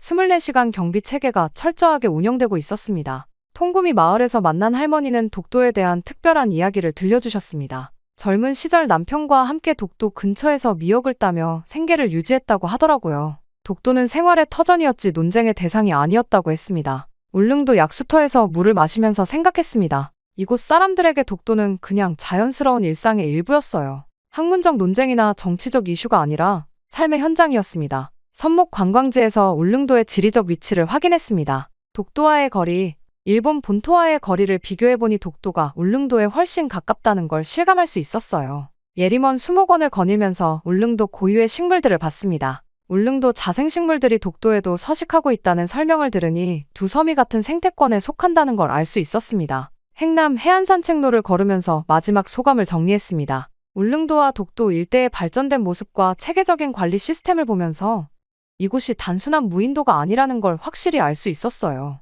그날 저녁 숙소로 돌아가면서 복잡한 심정이었습니다. 일본에서 들었던 이야기와 현실 사이의 간극이 너무 컸어요. 과연 역사적 진실은 무엇일까요? 저는 더 깊이 파고들어야겠다는 결심을 했습니다. 다음 날, 저는 서울대학교 국사학과를 방문했습니다. 교수님과의 면담에서 독도 관련 역사 자료들을 자세히 살펴볼 수 있었어요. 조선시대 관찬 사료인 동국여지지와 만기요람 등의 독도가 우산도라는 이름으로 기록되어 있었습니다. 가장 충격적인 것은 일본 측 자료였습니다. 1877년 일본 최고 국가기관인 태정관에서 독도를 일본 영토에서 제외한다는 지령을 내렸다는 문서를 봤거든요. 이것은 일본 정부가 독도를 자국 영토로 인정하지 않았다는 명확한 증거였습니다. 국립중앙도서관 고전자료실에서 고문원들을 살펴봤습니다. 신증동 국여지 승남, 동국문헌비고 등에서 우산도에 대한 기록들을 확인할 수 있었어요. 이 자료들은 모두 독도가 한국 영토임을 명시하고 있었습니다. 한국 외교부 외교사료관을 방문했을 때는 더욱 놀랐습니다. 1951년 샌프란시스코 평화조약 초안에서도 독도는 일본이 포기해야 할 영토로 명시되어 있었어요. 미국이 일본 로비에 의해 최종안에서 제외했다는 사실도 알게 되었습니다. 독도박물관 서울사무소에서 만난 연구원은 더 구체적인 설명을 해주었습니다. 1905년 일본이 독도를 일방적으로 편입한 과정이 국제법상 무효라는 점을 상세히 설명해 주었어요. 당시 한국이 외교권을 박탈당한 상태에서 이루어진 일이라고 했습니다. 한국학중앙연구원에서 본 지도 자료들도 인상적이었습니다. 18세기 일본 지도인 개정일 보녀진호정전도에서도 독도를 조선 영토로 표기하고 있었어요. 일본 자신의 지도에서도 독도가 한국 땅이라고 인정하고 있었던 겁니다. 국립해양조사원에서 확인한 해양 경계선 자료도 놀라웠습니다. 1952년 한국이 선포한 평화선이 현재까지도 유효하다는 것과 이것이 국제법상 전혀 문제가 없다는 설명을 들었어요. 서울역사박물관에서 조선시대 어업 기록을 살펴봤습니다. 울릉도와 독도 일대에서 한국 어민들이 조업했다는 기록들이 수없이 많았어요. 일본 어민들의 불법 조업 때문에 외교 분쟁이 일어난 기록도 있었습니다. 고려대학교 부설 해외한국학연구소에서 만난 교수는 일본 측 주장의 모순점을 지적해 주었습니다. 일본이 주장하는 17세기 오탄이 무라카와 가문의 도에어 가서도 사실은 조선 정부의 허가를 받은 것이라고 설명했어요. 한국해양수산개발원에서 본 어업 통계 자료도 흥미로웠습니다. 독도 주변 해역이 한국 어민들의 전통적인 어장이었고 현재도 한국이 실효적으로 관리하고 있다는 것을 수치로 확인할 수 있었습니다. 동북아역사재단에서 제공받은 자료는 더욱 구체적이었습니다. 512년 신라의 이사부가 우상국을 정벌한 이래로 독도가 지속적으로 한국 영토였다는 증거들이 나열되어 있었어요. 한국외국어대학교 사학과에서 만난 일본사 전공교수는 일본 내 역사 왜곡 과정을 설명해 주었습니다. 메이지 시대 이후 일본이 조선 침탈을 위해 의도적으로 역사를 왜곡했다는 사실을 구체적인 자료와 함께 보여주었어요. 국회도서관 고문원실에서 삼국사기와 삼국유사의 관련 기록을 확인했습니다. 우상국이 울릉도와 독도를 포함한 지역이었다는 기록이 명확하게 남아있었어요. 세종대학교 독도종합연구소에서 진행하는 독도 전문가 세미나에 참석했습니다. 다양한 학자들이 발표한 연구 결과들은 모두 독도가 역사적으로 한국 영토라는 점을 뒷받침하고 있었습니다. 국사편찬위원회에서 열람한 근세 외교 문서들도 중요한 증거였습니다. 17세기 안용복의 활동과 그 결과로 일본이 조선인의 울릉도 출입을 인정한 기록이 남아있었어요. 마지막으로 방문한 곳은 독도 관련 NGO 사무실이었습니다. 시민사회에서 독도 수호 활동을 하는 분들을 만나면서 독도가 단순한 영토 분쟁이 아니라 역사 정의의 문제라는 인식을 갖게 되었습니다. 이 모든 자료들을 정리하면서 저는 깊은 충격과 자책감에 빠졌습니다. 일본 교육과 언론이 얼마나 편향되고 왜곡되어 있었는지 깨닫게 되었거든요. 전문가들과 대화하면서 제가 평생 믿어왔던 것들이 허상이었다는 걸 인정할 수밖에 없었습니다. 그날 밤 호텔방에서 지금까지 수집한 모든 자료를 다시 검토하면서 일본으로 돌아가서 이 진실을 알려야겠다는 결심이 더욱 확고해졌습니다. 이것은 단순한 보도가 아니라 역사적 책임감의 문제였습니다. 한국에서의 마지막 날, 저는 인천공항으로 가는 리무진 버스에 몸을 맡겼습니다. 창밖으로 보이는 서울의 거리는 며칠 전과는 완전히 다르게 보였어요. 이제 이 나라를 이해하게 되었기 때문이었습니다. 공항에 도착해서 출국 수속을 밟으면서도 마음은 무거웠습니다. 수화물 가방 안에는 수십 권의 자료집과 수백 장의 사진이 들어있었어요. 각각이 일본에서 알려지지 않은 진실들을 담고 있었습니다. 비행기에 올라 자리에 앉으니 지난 일주일이 꿈만 같았습니다. 후지TV PD로서 단순한 후속 취재차 온 것이었는데 완전히 다른 사람이 되어 돌아가는 기분이었어요. 도쿄에 도착한 시각은 오후 3시였습니다. 하네다 공항에 내리자마자 느낀 것은 일본의 공기마저 다르게 느껴진다는 것이었어요. 며칠 전까지 당연하게 여겼던 모든 것들이 의문스러워졌습니다. 집에 도착해서 첫 번째로 한 일은 한국에서 수집한 자료들을 정리하는 것이었습니다. 방 전체가 문서와 사진으로 가득 찼어요. 각각을 보면서 일본 사회에 이 진실을 어떻게 알릴지 고민했습니다. 다음 날 회사에 출근했습니다. 동료들은 한국 출장이 어땠는지 궁금해했지만 저는 간단히 대답할 수밖에 없었어요. 아직 상사에게 보고를 하기 전이었거든요. 상사와의 면담은 예상보다 어려웠습니다. 제가 한국에서 발견한 사실들을 설명했지만 그는 회의적인 반응을 보였어요. 방송국으로서 균형 잡힌 보도를 해야 한다며 신중함을 강조했습니다. 며칠 후 편집실에서 한국 취재 영상을 검토했습니다. 독도에서 찍은 영상들을 보면서 다시 한번 감동을 받았어요. 그곳이 정말 한국인들의 삶터라는 것을 영상이 증명하고 있었습니다. 하지만 현실은 냉혹했습니다. 상사는 독도 관련 후속 방송에 대해 부정적인 입장을 밝혔어요. 논란만 더 키울 것이라며 다른 주제로 방향을 바꾸라고 했습니다. 저는 좌절감을 느꼈지만 포기할 수 없었습니다. 개인적으로라도 이 진실을 알려야겠다고 결심했어요. 회사 일과 별도로 개인 프로젝트를 시작하기로 했습니다. 퇴근 후 집에서 작은 다큐멘터리 제작을 시작했습니다. 개인 카메라와 편집 장비를 이용해서 말이에요. 제목은 독도 감춰진 진실로 정했습니다. 작업은 쉽지 않았습니다. 낮에는 회사 일을 하고 밤에는 개인 프로젝트를 진행해야 했거든요. 하지만 한국에서 만난 사람들과 본 자료들이 저에게 힘을 주었습니다. 일본의 도서관에서도 자료 조사를 계속했습니다. 한국에서 확인한 사실들을 일본 자료로도 뒷받침할 수 있었어요. 1877년 태정관 지령 같은 문서는 일본 국립공문서관에도 보관되어 있었습니다. 다큐멘터리 제작 과정에서 양심적인 일본 학자들도 만났습니다. 그들도 독도가 역사적으로 한국 영토라는 것을 인정하고 있었어요. 하지만 공개적으로 발언하기는 어려운 분위기라고 했습니다. 몇 개월 후 드디어 30분짜리 다큐멘터리가 완성되었습니다. 한국에서 찍은 영상과 수집한 자료들, 그리고 일본 측 증거까지 모두 담았어요. 다큐멘터리를 개인 블로그와 유튜브에 업로드했습니다. 처음에는 조회수가 많지 않았지만 점차 사람들이 관심을 갖기 시작했어요. 댓글도 다양하게 달렸는데 찬반양론이 격렬했습니다. 몇 주 후 전국 규모의 상영회를 조직했습니다. 시민단체와 협력해서 도쿄 곳곳에서 상영회를 열었어요. 많은 사람들이 참석해서 진지하게 시청했습니다.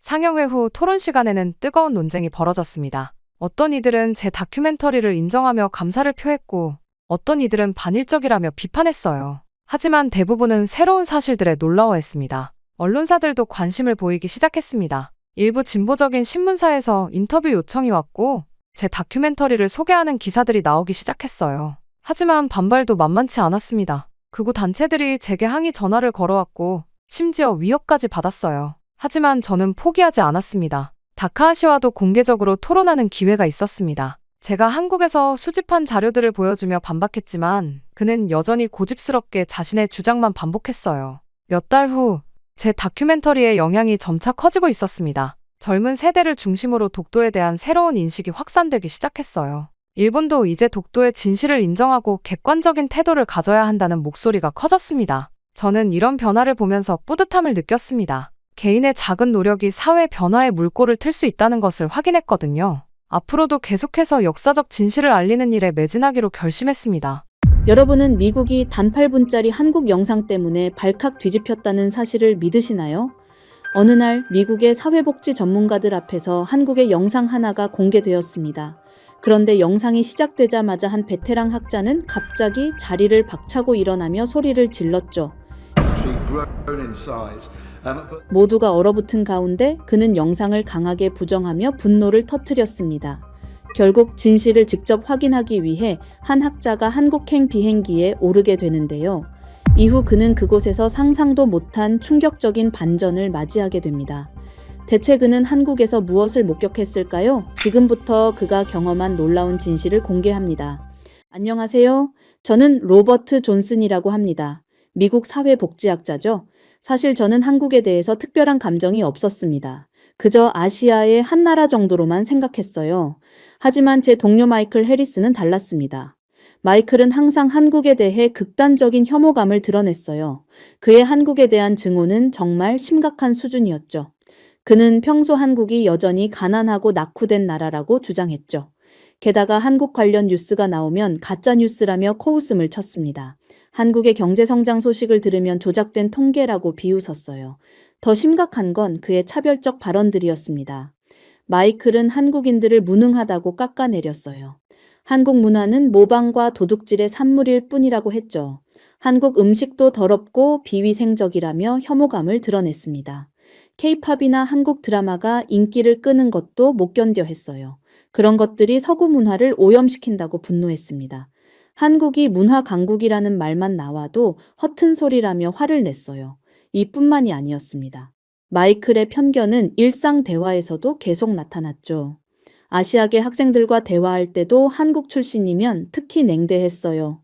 한국의 교육 시스템도 주입식이라며 무시했죠. 한국 기업들의 성공도 정부 지원 덕분일 뿐이라고 폄하했습니다. 그러다 얼마 전 미국 사회복지학회에서 결정적인 사건이 일어났습니다. 학회 주최 측에서 한국의 사회복지 시스템을 소개하는 영상을 상영했어요. 한국의 사회적 복지와 노인 돌봄 시스템을 다룬 8분짜리 다큐멘터리였죠. 영상이 시작되자마자 마이클의 얼굴이 일그러졌습니다. 화면에 나오는 한국의 현대적인 복지시설들을 보며 혀를 찼어요. 체계적인 돌봄 서비스 장면에서는 고개를 절레절레 흔들었습니다. 그러다 영상이 절반쯤 진행되었을 때였어요. 마이클이 갑자기 자리에서 벌떡 일어났습니다. 그리고는 학회장 전체에 울려 퍼질 만큼 큰 소리로 외쳤죠. 이건 완전한 사기극입니다. 한국 같은 삼류 국가의 복지가 뭐가 대단하다는 겁니까?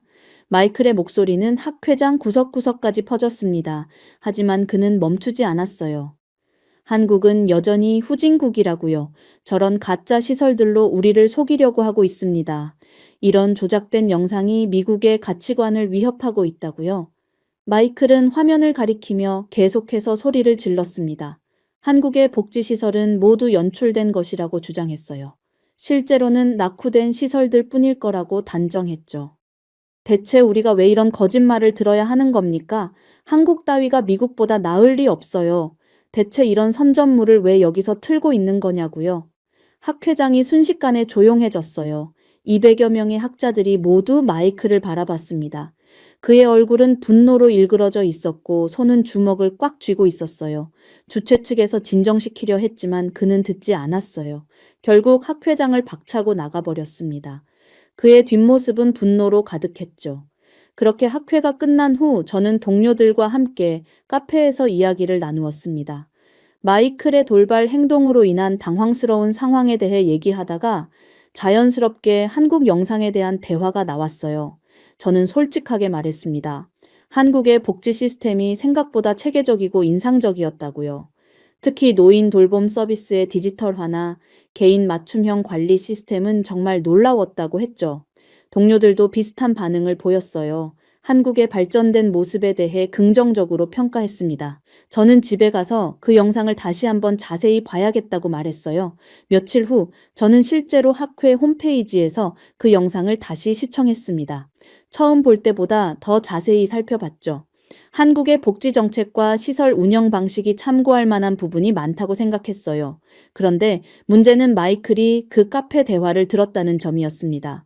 마이클은 저희가 한국을 칭찬하는 걸 보고 더욱 분노했어요. 특히 제가 영상을 다시 보겠다고 한 말이 그를 자극했죠. 그날 이후 마이클은 동료들에게 저에 대한 거짓 정보를 퍼뜨리기 시작했습니다.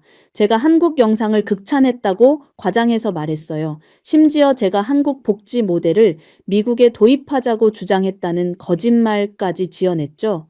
일주일 후 이상한 소문이 돌기 시작했어요.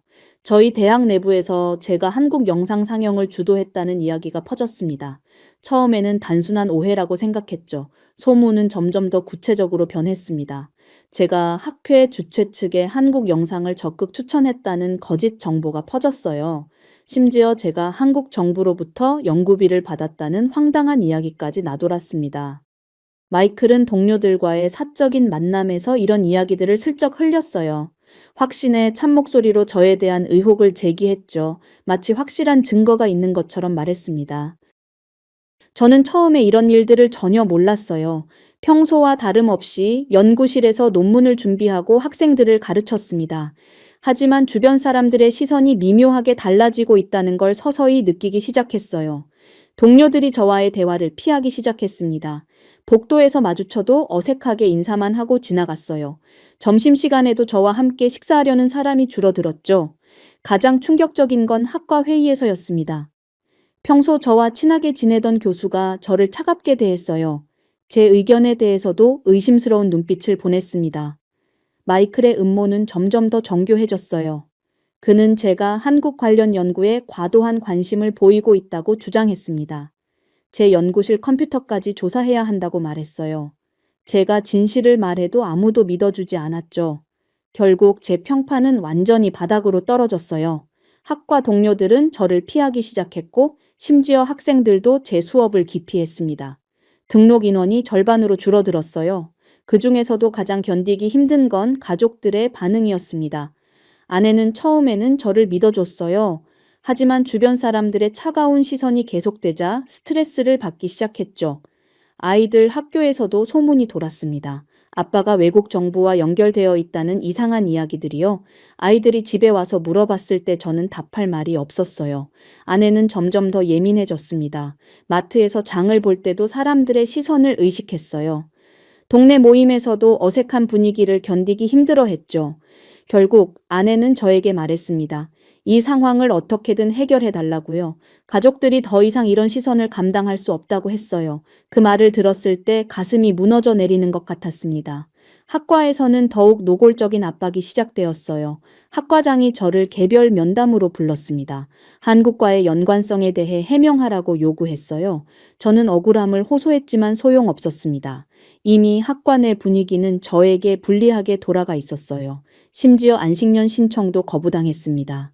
연구비 지원도 끊어졌어요. 진행 중이던 프로젝트들이 하나둘씩 중단되었습니다. 20년간 쌓아온 학술적 네트워크가 한순간에 무너져 내렸어요. 그렇게 밤잠을 이루지 못하는 날들이 계속되었습니다. 새벽 3시에 깨어나 천장을 바라보며 어떻게 이런 일이 벌어진 건지 생각했어요. 마이클의 악의적인 음해가 이렇게까지 효과적일 줄은 몰랐습니다. 그러던 어느 날 저는 한 가지 깨달음을 얻었어요. 이 상황을 해결할 수 있는 유일한 방법은 한국에 직접 가보는 것이라는 생각이 들었습니다. 한국의 복지 시스템을 직접 보고 경험한다면 진실을 확인할 수 있을 거라고 생각했어요. 그리고 그 경험을 바탕으로 억울함을 풀 수 있을 거라고 믿었습니다. 출발 준비를 하면서도 마음은 무거웠어요. 가족들의 걱정스러운 눈빛이 계속 머릿속에 맴돌았지만 이것이 유일한 해답이라고 확신했어요. 그렇게 14시간의 긴 비행 끝에 인천공항에 도착했습니다. 비행기에서 내리는 순간부터 저는 충격을 받기 시작했어요. 공항의 규모와 시설이 제가 상상했던 것과 완전히 달랐습니다. 입국 심사대로 향하는 길목이 이렇게 넓고 깔끔할 줄 몰랐어요. 바닥은 거울처럼 반짝였고 천장은 높고 개방적이었습니다. 마이클이 말했던 후진국의 모습은 어디에도 보이지 않았어요. 입국 심사 과정도 놀라웠습니다. 전자여권 게이트를 통과하는 시스템이 매우 효율적이었어요. 몇 초 만에 처리가 끝났습니다. 직원들의 응대도 친절하고 전문적이었죠. 수화물을 찾는 동안에도 계속 놀랐어요. 컨베이어 벨트가 정확한 시간에 작동했고 수화물이 손상 없이 깔끔하게 나왔습니다. 이런 세심한 관리는 선진국에서나 볼 수 있는 것이었어요. 공항 내부 시설들도 인상적이었습니다. 화장실은 최신 시설로 갖춰져 있었고 청결 상태가 완벽했어요. 무료 와이파이도 빠르게 작동했습니다. 충전 시설도 곳곳에 잘 배치되어 있었죠. 서울로 향하는 공항철도에 탑승했을 때도 충격이 계속되었어요. 열차는 정시에 출발했고 내부는 조용하고 깨끗했습니다. 승객들도 질서정연하게 탑승했어요. 창밖으로 보이는 풍경이 제 예상을 완전히 뒤엎었습니다. 고층 아파트들이 즐비하게 늘어서 있었고 도로는 잘 정비되어 있었어요. 마이클이 묘사했던 낙후된 모습은 전혀 찾을 수 없었습니다. 서울역에 도착했을 때 저는 말문이 막혔어요. 역사의 규모와 현대적인 시설에 압도되었습니다. 안내 표지판들이 체계적으로 배치되어 있었고 다국어 서비스도 완벽했어요. 숙소로 향하는 지하철도 놀라웠습니다. 배차 간격이 정확했고 차량 내부는 깨끗했어요. 승객들의 매너도 좋았습니다. 노약 좌석을 양보하는 모습들을 자주 볼 수 있었죠. 다음 날 본격적으로 노인복지센터를 방문했습니다. 서울 강남구에 위치한 대형 복지센터였어요. 건물 외관부터 제 예상을 뛰어넘었습니다. 입구에서부터 체계적인 안내 시스템이 운영되고 있었어요. 리셉션 직원들은 친절하게 방문 목적을 확인하고 적절한 안내를 해줬습니다. 방문자 등록 시스템도 디지털화되어 있었어요. 센터 내부로 들어서는 순간 저는 눈을 의심했습니다. 로비는 호텔 수준으로 깔끔하게 꾸며져 있었어요. 자연광이 잘 들어오도록 설계되어 있었고 공기질 관리 시스템도 완벽했습니다. 노인 맞춤형 의료 지원 시설을 둘러볼 때는 정말 놀랐어요. 최신 의료 장비들이 갖춰져 있었고 의료진들의 전문성도 높았습니다. 정기 건강검진 시스템이 체계적으로 운영되고 있었어요. 치매 환자 전용 프로그램도 인상적이었습니다. 개별 맞춤형 치료 계획이 수립되어 있었고 가족 상담 서비스도 함께 제공되고 있었어요. 치료 환경도 환자 중심으로 세심하게 배려되어 있었습니다. 가장 놀라운 건 개인 맞춤형 생활관리 시스템이었어요. 각 이용자의 건강 상태와 선호도를 데이터베이스화해서 개별 서비스를 제공하고 있었습니다. 식단 관리부터 운동 프로그램까지 모든 것이 개인화되어 있었어요. 직원들의 태도도 감동적이었습니다. 노인분들을 대하는 모습이 정말 따뜻했어요. 단순히 업무적인 관계가 아니라 진심으로 어르신들을 돌보고 있다는 느낌이 들었습니다. 시설 이용자들의 만족도도 높았어요. 어르신들의 표정이 밝고 편안해 보였습니다. 다양한 프로그램에 적극적으로 참여하는 모습들을 볼 수 있었어요. 기술적인 측면도 놀라웠습니다. 응급상황 대응 시스템이 완벽하게 갖춰져 있었고, 가족들과의 소통을 위한 화상통화 시설도 운영되고 있었어요. 저는 하루 종일 이 복지센터를 둘러보면서 충격의 연속이었습니다. 마이클이 그토록 비난했던 한국의 복지 시스템이 실제로는 이렇게 발전되어 있다는 사실에 당황스러웠어요. 과연 제가 지금까지 알고 있던 한국에 대한 인식이 얼마나 편향되어 있었는지 반성하게 되었습니다. 하지만 다음 날 더 큰 충격이 저를 기다리고 있었어요. 아침 일찍 또 다른 복지시설을 방문하기로 했습니다. 서울 서초구에 위치한 종합사회복지관이었어요. 입구에서 안내를 받으며 시설 투어를 시작했는데 갑자기 익숙한 목소리가 들려왔습니다. 돌아보니 마이클이 있었어요. 저와 똑같이 복지시설을 둘러보고 있었습니다. 우리 눈이 마주쳤을 때 서로 깜짝 놀랐어요. 마이클의 얼굴에는 당황과 분노가 동시에 스쳐 지나갔습니다. 마이클은 저를 보자마자 불쾌한 표정을 지었어요.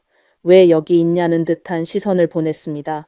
저도 마찬가지로 당황스러웠어요. 마이클이 한국에 와 있을 줄은 전혀 예상하지 못했거든요. 어색한 침묵이 흘렀습니다. 그때 시설 책임자인 김윤서 씨가 다가왔어요. 45세 정도로 보이는 윤서 씨는 차분하고 전문적인 분위기를 풍겼습니다. 윤서 씨는 저희 둘 다 미국에서 온 사회복지학자라는 걸 알고 계셨어요. 친절하게 인사를 건네며 시설에 대해 자세히 설명해 주겠다고 했습니다. 마이클은 여전히 불편해하고 있었어요. 윤서 씨의 설명을 들으면서도 의심스러운 눈빛을 감추지 못했습니다. 시설이 너무 깨끗하고 체계적이라며 의아해했어요. 윤서 씨는 마이클의 반응을 알아챘지만 전혀 개의치 않았습니다. 오히려 더욱 친절하고 세심하게 설명해 줬어요. 각 프로그램의 운영 방식과 효과에 대해 구체적인 데이터까지 제시했습니다. 노인 돌봄 서비스 현장을 둘러볼 때였어요. 윤서 씨는 각 어르신들의 상황을 정확히 파악하고 있었습니다. 개별 케어 플랜에 대해 상세히 설명해 줬어요. 한 할머니가 윤서 씨에게 다가와 고마움을 표현했습니다. 덕분에 건강이 많이 좋아졌다며 감사 인사를 전했어요. 윤서 씨는 할머니의 손을 잡고 따뜻하게 응답했습니다. 마이클은 이런 모습을 보면서 점점 더 혼란스러워했어요. 자신이 예상했던 것과 너무 다른 현실이었거든요. 얼굴 표정이 복잡하게 변해갔습니다. 윤서 씨는 치매 예방 프로그램 현장으로 저희를 안내했어요. 어르신들이 인지 훈련 게임을 하고 계셨습니다. 모든 분들이 즐겁게 참여하고 계셨어요. 프로그램을 진행하는 직원들의 모습도 인상적이었습니다. 어르신들 한 분 한 분에게 세심한 관심을 기울이고 있었어요. 단순히 업무가 아니라 진심으로 돌봄을 제공하고 있다는 느낌이 들었습니다. 윤서 씨는 이 프로그램의 효과에 대해 설명해 줬어요. 참여자들의 인지기능 개선 데이터를 보여주며 구체적인 성과를 제시했습니다. 과학적이고 체계적인 접근이었어요. 마이클은 데이터를 보면서도 여전히 의심스러워 했습니다. 하지만 점점 더 할 말을 잃어가고 있었어요. 눈앞의 현실을 부정하기 어려워지고 있었거든요. 식사 시간에 급식 시설을 둘러봤습니다. 영양사가 어르신들의 건강 상태를 고려한 개별 식단을 준비하고 있었어요. 위생 관리도 완벽했고 음식의 질도 높았습니다. 윤서 씨는 급식 운영의 어려움에 대해서도 솔직하게 이야기해 줬어요. 예산 제약과 인력 부족 등의 현실적인 문제들을 설명했습니다. 하지만 어떻게든 어르신들께 최고의 서비스를 제공하려고 노력한다고 했어요. 저는 윤서 씨의 헌신적인 모습에 깊은 감동을 받았습니다. 단순히 일을 하는 게 아니라 사명감을 가지고 일하고 있다는 걸 느꼈어요. 이런 분이 있기에 한국의 복지가 이렇게 발전할 수 있었구나 싶었습니다. 오후에는 재활치료실을 방문했어요. 물리치료사들이 어르신들과 함께 운동하고 있었습니다. 최신 재활 장비들이 갖춰져 있었고 치료 프로그램도 개별화되어 있었어요. 윤서 씨는 재활 치료의 중요성에 대해 열정적으로 설명해 줬습니다. 어르신들의 독립적인 생활을 위해 얼마나 중요한지 강조했어요. 그 순간 저는 윤서 씨에 대한 존경심이 더욱 깊어졌습니다. 마이클도 점점 더 말수가 줄어들고 있었어요. 처음에 적대적인 태도가 서서히 누그러지고 있었습니다. 현실 앞에서 자신의 편견을 유지하기 어려워지고 있었거든요. 하루 종일 시설을 둘러본 후 윤서 씨는 저희를 사무실로 안내했어요. 차를 마시며 한국 복지 정책에 대해 더 자세한 이야기를 나눴습니다. 윤서 씨의 배려심 깊은 모습과 전문성에 저는 완전히 매료되었어요. 이런 분이 한국 복지의 현장에서 일하고 있다는 사실이 정말 인상적이었습니다. 모든 것이 제 예상을 뛰어넘는 경험이었어요. 다음 날부터 저는 본격적으로 한국의 복지 현장을 더 깊이 체험하기 시작했습니다. 윤서 씨가 직접 안내해 주기로 했어요. 서울 시내 여러 복지시설들을 차례로 방문하는 일정이었습니다. 아침 일찍 만나서 첫 번째 목적지로 향했죠. 강북구에 위치한 노인 전문 요양원이었습니다. 건물에 들어서자마자 저는 또 한 번 놀랐어요. 로비에 설치된 디지털 안내 시스템이 방문자들을 맞이했습니다. 각 층마다 다른 테마로 꾸며져 있었어요. 1층은 치매 초기 환자들을 위한 공간, 2층은 중증 환자들을 위한 특별 관리실이었습니다. 첨단 장비들이 곳곳에 배치되어 있었어요. 낙상 방지를 위한 센서 시스템이 복도마다 설치되어 있었습니다. 응급 상황 발생 시 즉시 의료진에게 알림이 가는 시스템이었죠. 개인 침실은 호텔 수준으로 깔끔했어요. 가장 인상적인 건 직원들의 태도였습니다. 간병사분들이 어르신들과 대화하는 모습을 보니 마음이 따뜻해졌어요. 단순히 돌봄이 아니라 진정한 소통을 하고 있었습니다. 윤서 씨는 직원 교육에 대해서도 자세히 설명해 줬어요. 정기적인 전문 교육과 인성 교육을 병행한다고 했습니다. 어르신들을 가족처럼 모시는 마음가짐을 강조한다고 했어요. 점심시간 급식실을 방문했습니다. 영양사가 각 어르신들의 건강 상태를 체크하며 개별 식단을 준비하고 있었어요. 당뇨나 고혈압 등 질환별로 맞춤형 식사를 제공하고 있었습니다. 식사하시는 어르신들의 표정이 밝았어요. 음식 맛에 만족하시는 모습이 역력했습니다. 직원들도 함께 앉아서 대화를 나누며 식사 도움을 드리고 있었어요. 오후에는 물리치료실을 둘러봤습니다. 최신 재활 장비들이 체계적으로 배치되어 있었어요. 개별 맞춤형 치료 계획에 따라 어르신들이 재활 운동을 하고 계셨습니다. 한 할아버지가 걸음마 연습을 하고 계셨어요. 물리치료사가 옆에서 세심하게 도와드리고 있었습니다. 할아버지의 작은 발걸음 하나하나에 격려를 아끼지 않았어요. 윤서 씨는 재활 프로그램의 효과에 대해 구체적인 사례를 들어 설명해 줬습니다. 입원 당시 거동이 불편했던 어르신이 재활을 통해 일상생활을 회복한 이야기였어요. 저는 윤서 씨의 열정적인 설명을 들으며 점점 더 감동받았습니다. 단순히 업무적 지식이 아니라 진심 어린 관심에서 우러나오는 설명이었어요. 윤서 씨에 대한 존경심이 깊어졌습니다. 다음 방문지는 독거노인 지원센터였어요. 혼자 사시는 어르신들의 안전과 건강을 관리하는 곳이었습니다. 24시간 모니터링 시스템이 운영되고 있었어요. 센터 직원들이 어르신들께 정기적으로 안부 전화를 드리고 있었습니다. 단순한 안전 확인이 아니라 진심 어린 대화를 나누고 있었어요. 어르신들의 목소리에서 안도감이 느껴졌습니다. 마지막으로 방문한 곳은 치매 전문 데이케어 센터였어요. 경증 치매 환자들이 낮 시간 동안 이용하는 시설이었습니다. 인지훈련 프로그램이 체계적으로 운영되고 있었어요. 음악 치료실에서는 어르신들이 옛날 노래를 부르고 계셨어요. 치료사가 피아노 반주에 맞춰 함께 노래했습니다. 어르신들의 얼굴에 환한 미소가 번졌어요. 하루 종일 여러 시설을 둘러본 후 저는 완전히 압도되어 있었어요. 한국의 노인 돌봄 시스템이 이렇게 체계적이고 선진적일 줄은 상상도 못했습니다. 어르신들의 높은 만족도가 가장 인상적이었어요. 시설을 이용하시는 분들의 표정이 밝고 편안했습니다. 직원들의 헌신적인 자세도 감동적이었어요. 이후 윤서 씨는 자신이 복지 분야에 뛰어든 이유에 대해 이야기해줬어요. 어린 시절 할머니를 돌보면서 느꼈던 마음이 시작이었다고 했습니다. 가족이 아닌 다른 분들도 정성껏 돌봐드리고 싶었다고 하더군요. 저는 윤서 씨의 진솔한 이야기를 들으며 마음이 따뜻해졌습니다. 단순히 직업으로서가 아니라 진정한 사명감을 가지고 일하고 있다는 걸 느꼈어요. 이런 분이 있기에 한국의 복지가 발전할 수 있었구나 싶었죠. 윤서 씨는 한국 복지 정책의 변화 과정에 대해서도 자세히 설명해 줬습니다. 과거에는 시설 중심이었다면 이제는 제가 서비스를 강화하고 있다고 했어요. 어르신들이 익숙한 환경에서 생활할 수 있도록 돕는 것이 목표라고 했습니다. 특히 인상적이었던 건 지역사회 중심의 통합 돌봄 시스템이었어요. 의료, 돌봄, 주거, 생활 지원 서비스를 연계해서 제공한다고 했습니다. 어르신들이 필요한 서비스를 원스톱으로 받을 수 있는 체계였어요. 저는 미국의 복지 시스템과 비교하며 많은 생각을 했습니다. 미국도 분명 장점이 있지만 한국의 체계적이고 통합적인 접근 방식은 정말 인상적이었어요. 특히 예방 중심의 서비스 개념이 새로웠습니다. 윤서 씨는 현장에서 겪는 어려움에 대해서도 솔직하게 이야기해 줬어요. 예산 부족으로 인한 한계점들, 인력 부족 문제, 가족들의 이해 부족 등 현실적인 문제들이 많다고 했습니다. 하지만 그런 어려움 속에서도 포기하지 않는 윤서 씨의 모습이 정말 존경스러웠어요. 작은 변화라도 만들어내려는 의지가 강했습니다. 어르신 한 분 한 분의 삶의 질을 개선하는 것이 자신의 보람이라고 했어요. 저는 윤서 씨와의 대화를 통해 한국에 대한 편견을 완전히 버리게 되었습니다. 마이클이 그토록 비난했던 한국이 실제로는 이렇게 발전된 복지 시스템을 가지고 있다는 사실에 충격을 받았어요. 며칠 후 마이클과 다시 마주칠 기회가 있었습니다. 같은 복지센터에서 우연히 만난 거였어요. 마이클의 표정이 처음과는 확연히 달라져 있었습니다. 마이클은 저에게 조심스럽게 다가왔어요.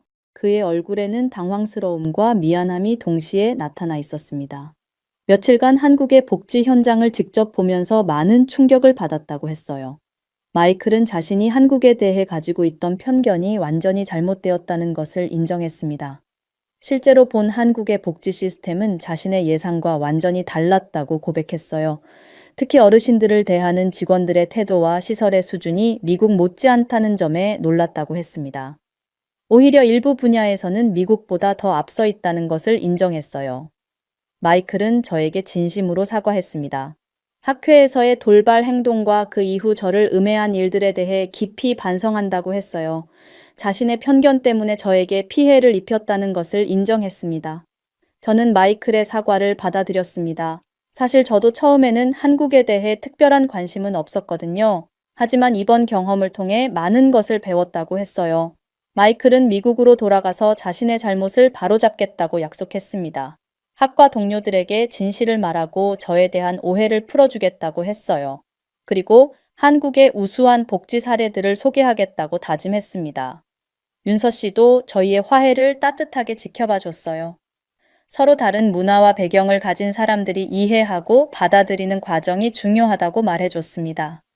다음 날 미국으로 돌아가는 비행기를 타기 전 저는 윤서 씨와 작별 인사를 나눴습니다. 공항에서 헤어지는 순간이 너무 아쉬웠어요. 일주일이라는 짧은 시간이었지만 제 인생에 큰 변화를 가져다 준 소중한 만남이었습니다. 윤서 씨는 저에게 연락을 꾸준히 하자고 말해줬어요. 한국의 복지 정책 변화나 새로운 사례들을 공유하고 싶다고 했습니다. 저도 미국의 상황을 알려드리겠다고 약속했어요. 비행기 안에서 저는 지난 일주일을 되돌아봤습니다. 한국에 오기 전까지만 해도 저는 절망적인 상황에 있었어요. 마이클의 음해로 인해 평판이 바닥으로 떨어졌고 가족들마저 힘들어했죠. 하지만 한국에서의 경험은 모든 것을 바꿔놓았습니다. 직접 본 한국의 복지 시스템은 정말 놀라웠어요. 체계적이고 선진적인 운영 방식, 헌신적인 직원들, 만족도 높은 이용자들까지 모든 것이 인상적이었습니다. 미국에 도착한 후 저는 곧바로 대학으로 향했습니다. 동료들에게 한국에서의 경험을 이야기해야 했어요. 처음에는 의심스러운 눈빛으로 바라보는 사람들이 많았습니다. 하지만 저는 차분하게 제가 직접 본 것들을 설명했어요. 한국 복지시설의 사진들과 자료들을 보여주며 구체적인 사례들을 제시했습니다. 점차 동료들의 표정이 달라지기 시작했어요. 마이클도 약속을 지켰습니다. 학과 회의에서 공개적으로 사과했어요. 자신이 편견에 사로잡혀 잘못된 정보를 퍼뜨렸다고 인정했습니다. 그리고 한국의 복지 시스템이 실제로는 매우 우수하다고 증언했어요. 학과 분위기가 서서히 바뀌기 시작했습니다. 동료들이 다시 저에게 관심을 보이기 시작했어요. 한국에서의 경험담을 더 자세히 듣고 싶어 했습니다. 저는 윤서 씨와 정기적으로 연락을 주고받았어요. 화상통화를 통해 한국의 새로운 복지 정책들에 대해 배웠습니다. 윤서 씨도 미국의 복지 제도에 대해 궁금해했어요. 몇 주 후 저는 학회에서 발표할 기회를 얻었습니다. 한국의 복지 시스템 사례 연구라는 주제였어요. 많은 학자들이 관심을 보였습니다. 발표 당일 강당은 사람들로 가득 찼어요. 저는 떨리는 마음으로 무대에 올랐습니다. 한국에서 찍은 사진들과 영상들을 보여주며 생생한 경험담을 들려줬어요. 청중들의 반응이 뜨거웠습니다. 한국의 발전된 복지 시스템에 대해 놀라워했어요. 질의응답 시간에는 더 자세한 정보를 요청하는 질문들이 쏟아졌습니다. 이 발표는 큰 반향을 일으켰어요. 여러 학술지에서 논문 게재를 요청했습니다. 다른 대학에서도 강연 요청이 들어왔어요. 저는 마이클과 함께 미국 내 복지 시스템 개선 프로젝트를 시작했습니다. 한국의 우수 사례들을 미국 상황에 맞게 적용하는 연구였어요. 마이클은 정말 열정적으로 참여했습니다. 프로젝트는 예상보다 큰 성과를 거뒀어요. 정부 기관에서도 관심을 보이기 시작했습니다. 한국식 통합 돌봄 시스템 도입을 검토하겠다고 했어요. 가족들도 저의 변화를 긍정적으로 받아들였습니다. 아내는 제가 다시 활기를 찾은 모습을 보며 기뻐했어요. 아이들도 아빠가 한국에서 좋은 경험을 했다는 것을 이해했습니다. 6개월 후 저는 다시 한국을 방문할 기회를 얻었어요. 이번에는 미국 복지 관계자들과 함께하는 공식 연수였습니다. 윤서 씨와의 재회가 정말 기대되었어요. 한국 재방문에서 저는 더욱 발전된 복지 시스템을 확인할 수 있었습니다. 새로운 프로그램들이 도입되어 있었고 서비스 질도 더욱 향상되어 있었어요. 미국 동료들도 한국의 복지 시스템에 깊은 인상을 받았습니다. 귀국 후 각자의 지역에서 한국 사례를 소개하겠다고 다짐했어요. 연수 마지막 날 저는 감사 인사를 했습니다. 한국에서 진정한 인간애와 배려를 배웠다고 말했어요. 편견 없이 다른 문화를 받아들이는 것의 중요성을 깨달았다고 했습니다. 윤서 씨는 저의 변화에 대해 기뻐해 줬어요. 처음 만났을 때와는 완전히 다른 사람이 되었다고 말해줬습니다. 앞으로도 계속 교류하며 서로 배워가자고 했어요. 지금 저는 한국과 미국을 잇는 복지 교류의 가교 역할을 하고 있습니다. 편견을 버리고 열린 마음으로 세상을 바라보는 것이 얼마나 중요한지 매일 실감하고 있어요. 한국에서의 그 일주일이 제 인생을 완전히 바꿔놓았습니다.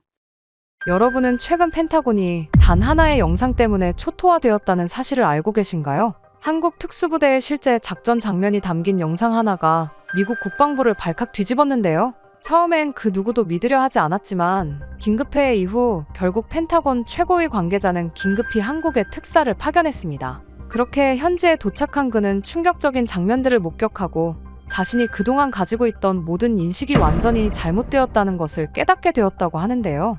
결국 그는 미국에 돌아와 기존 군사 전략 자체가 크게 흔들리는 충격적인 보고서를 제출하게 되고 미국의 국방은 완전히 뒤집히고 말았죠. 도대체 한국에서 그가 직접 목격한 놀라운 현실은 무엇이었을까요? 지금부터 그 현장 속으로 여러분을 초대합니다. 안녕하세요. 저는 존이라고 합니다. 미국 펜타곤 국방 전략 분석가이죠. 그날도 저는 여느 때와 다름없이 최신 보고서들을 검토하고 있었어요. 그러다 화면을 응시하던 제 눈이 갑자기 커졌습니다. 믿을 수 없는 영상이 제 앞에 펼쳐졌거든요. 바로 한국 특수부대의 실제 작전 영상과 첨단 미사일 기술 시연 장면이었습니다. 저는 몇 번이나 영상을 되돌려 보았어요. 우리가 지금까지 알고 있던 한국의 군사력과는 차원이 달랐기 때문이죠. 그때 뒤에서 들려온 목소리에 저는 화들짝 놀랐습니다. 누가 이딴 허위 영상을 올려보냈지? 마이클이었어요. 펜타곤 내에서 가장 보수적인 성향의 고위 관계자였습니다. 그는 항상 미국 우월주의만을 내세우며 아시아를 무시하는 인물이었죠. 마이클은 의심스러운 눈초리로 제 모니터를 들여다봤어요. 그의 표정이 점점 굳어갔습니다. 한국 특수부대원들이 불가능해 보이는 작전을 성공적으로 수행하는 장면을 보았을 때 이미 마이클의 얼굴은 붉게 변해 있었죠. 이건 한국이 만든 가짜 영상이 분명해. 그동안 우리 기술에 의존해온 나라가 갑자기 이런 첨단 시스템을 갖추었다니? 말도 안 되는 소리야. 한국은 늘 자신들의 능력을 과대포장하지. 이런 저질 속임수에 넘어가선 안 돼. 하지만 영상의 메타데이터를 확인했을 때 조작의 흔적은 전혀 없었습니다. 이건 실제 상황이었죠. 그럼에도 마이클은 계속해서 코웃음을 쳤어요. 하지만 저는 확신했습니다. 이 보고서는 펜타곤 전체가 알아야 할 중요한 정보였죠. 저는 곧바로 전화기를 들어 최고위 지휘관들에게 연락을 취했습니다. 그렇게 30분 안에 모든 관계자가 회의실에 모였죠. 저는 앞으로 나가 보고서 내용을 설명하기 시작했어요. 스크린에 영상이 재생되는 순간 방 안의 모든 사람들이 숨을 죽였습니다. 한국 특수부대의 고도로 발전된 작전 수행 능력과 미사일 기술은 그 자리에 있던 모든 전문가들의 상식을 뒤엎고 있었죠. 그때 마이클이 자리에서 벌떡 일어났습니다. 그의 얼굴은 여전히 붉게 달아올라 있었어요. 도대체 이게 뭐가 대단하다는 겁니까? 한국은 우리 미국이 없었으면 지도에서 사라졌을 나라 아닙니까? 그의 말 한마디 한마디에서 경멸이 뚝뚝 떨어졌습니다. 이어서 마이클은 이건 한국이 미국을 속이려는 함정이라고 주장했어요. 한국인들은 항상 이런 식이었습니다. 저희한테 기생하며 모든 걸 훔쳐 자기들 것인 양 포장하죠. 이 영상도 분명 우리 특수부대 훈련을 몰래 촬영해서 편집한 겁니다. 생각해 보십시오. 저 정도라면 대체 뭐하러 주한 미군이 한국에 주둔하고 있겠습니까? 회의실의 정적을 깨는 그의 목소리만이 울려 퍼졌습니다. 저는 차분히 영상 속 기술적 부분들을 하나하나 짚어가며 설명했습니다. 다시 한번 메타데이터 분석 결과를 제시하고 한국의 국방 연구 개발비 증가 추세를 보여주는 그래프를 띄웠어요. 하지만 마이클은 제 설명이 끝나기도 전에 말을 끊었습니다. 그딴 맞지도 않는 통계 설명은 그만두십시오. 한국은 항상 미국의 그림자 속에서 살아왔어요. 이제 와서 기술 강국인 척하는 게 우스워 죽겠군요. 그렇게 빈곤한 북한에게도 항상 당하지 않습니까? 그의 비웃음 섞인 표정에 일부 참석자들이 고개를 끄덕였습니다. 저는 순간 위축되는 기분이 들었어요. 여러분은 진심으로 아시아인들이 서양인들을 따라올 수 있을 거라고 생각하시는 겁니까? 그들은 평생 모방만 하다 끝날 민족입니다. 그 순간 제 가슴 속에서 분노가 일었습니다. 객관적 사실을 무시하는 그의 태도가 받아들여질 수 없었어요. 제 손가락 끝이 저려왔고 관자놀이가 욱신거렸습니다. 하지만 감정을 억제하고 사실에 기반한 논리를 펼치는 것이 중요했죠.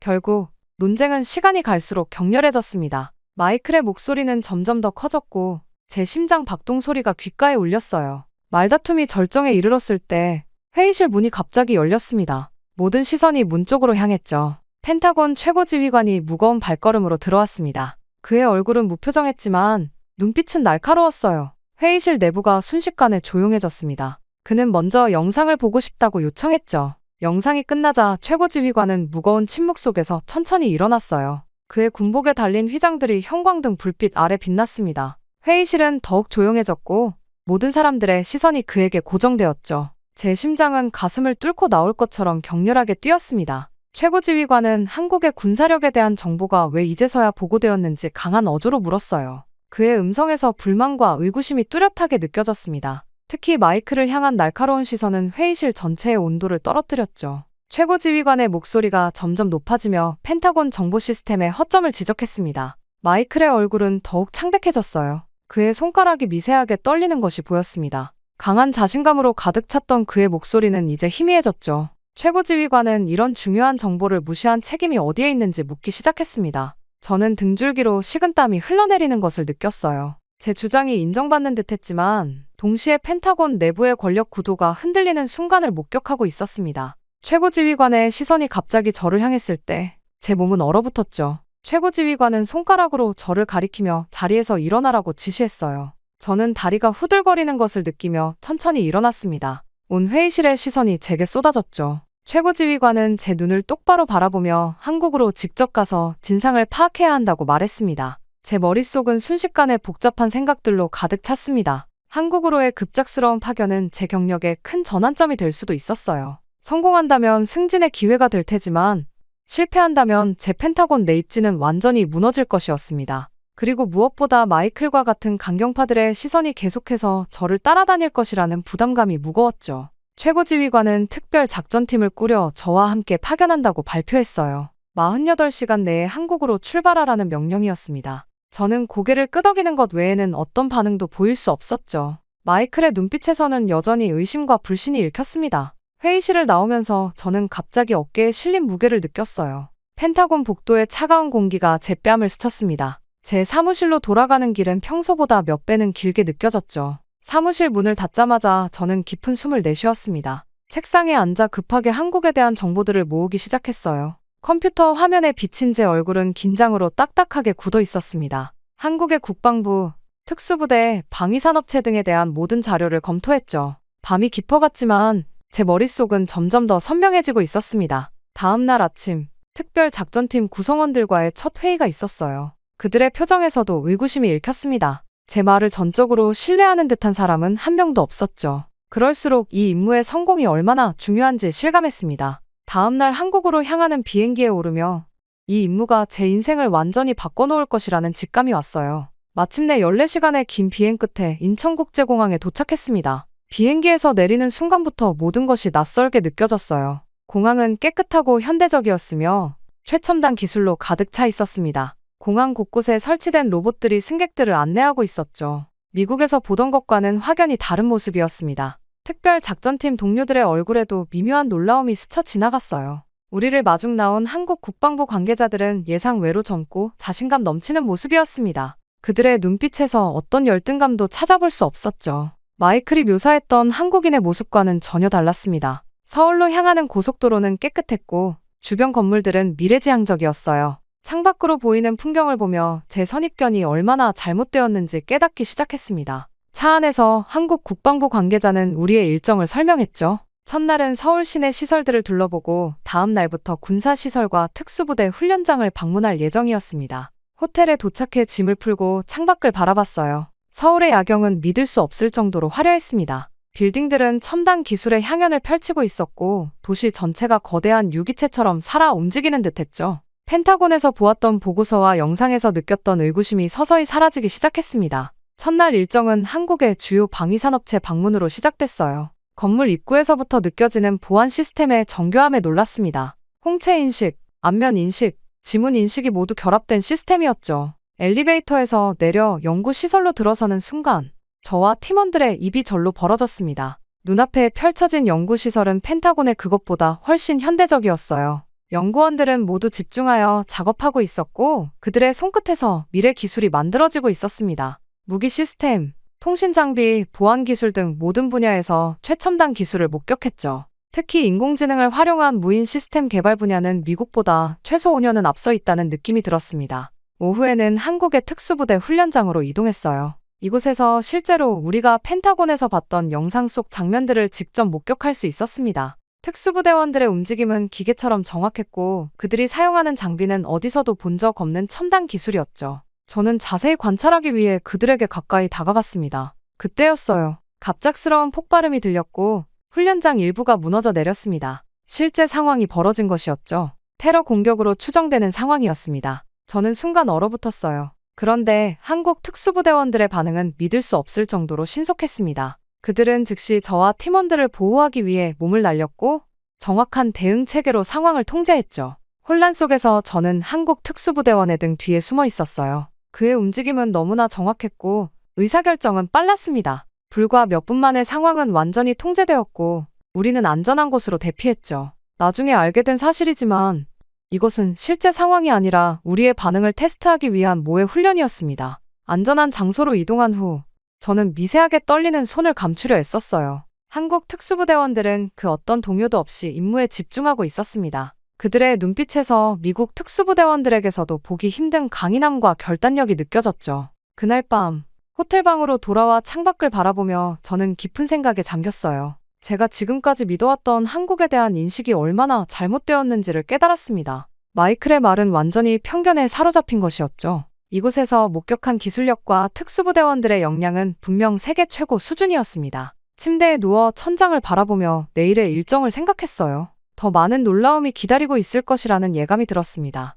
다음 날 아침 저는 일찍 눈을 떴습니다. 창문 너머로 서울의 아침 햇살이 비치고 있었어요. 몸은 피곤했지만 마음은 어제의 경험으로 인해 흥분되어 있었습니다. 오늘은 한국의 주요 방위산업연구소와 특수부대 본부를 방문할 예정이었죠. 어제의 충격적인 경험 이후 오늘은 어떤 놀라움이 기다리고 있을지 기대되었습니다. 아침 식사를 마치고 로비에 내려가자 한국 측 안내원이 이미 기다리고 있었어요. 그의 정확한 시간 관념과 준비성에 다시 한번 놀랐습니다. 차에 오르자 그는 오늘의 일정을 상세히 설명했죠. 첫 목적지는 한국의 대표적인 방위산업체였습니다. 도착한 연구소는 외부에서 봤을 때는 평범한 건물처럼 보였어요. 그러나 내부로 들어서자 완전히 다른 세계가 펼쳐졌습니다. 입구에서부터 최첨단 보안 시스템이 작동하고 있었고 모든 시설이 미래지향적으로 설계되어 있었죠. 저와 팀원들은 놀라움을 감추지 못했습니다. 연구소 책임자는 자신감 넘치는 목소리로 한국의 독자 개발 기술들을 설명했어요. 특히 인상적이었던 것은 미사일 방어 시스템이었습니다.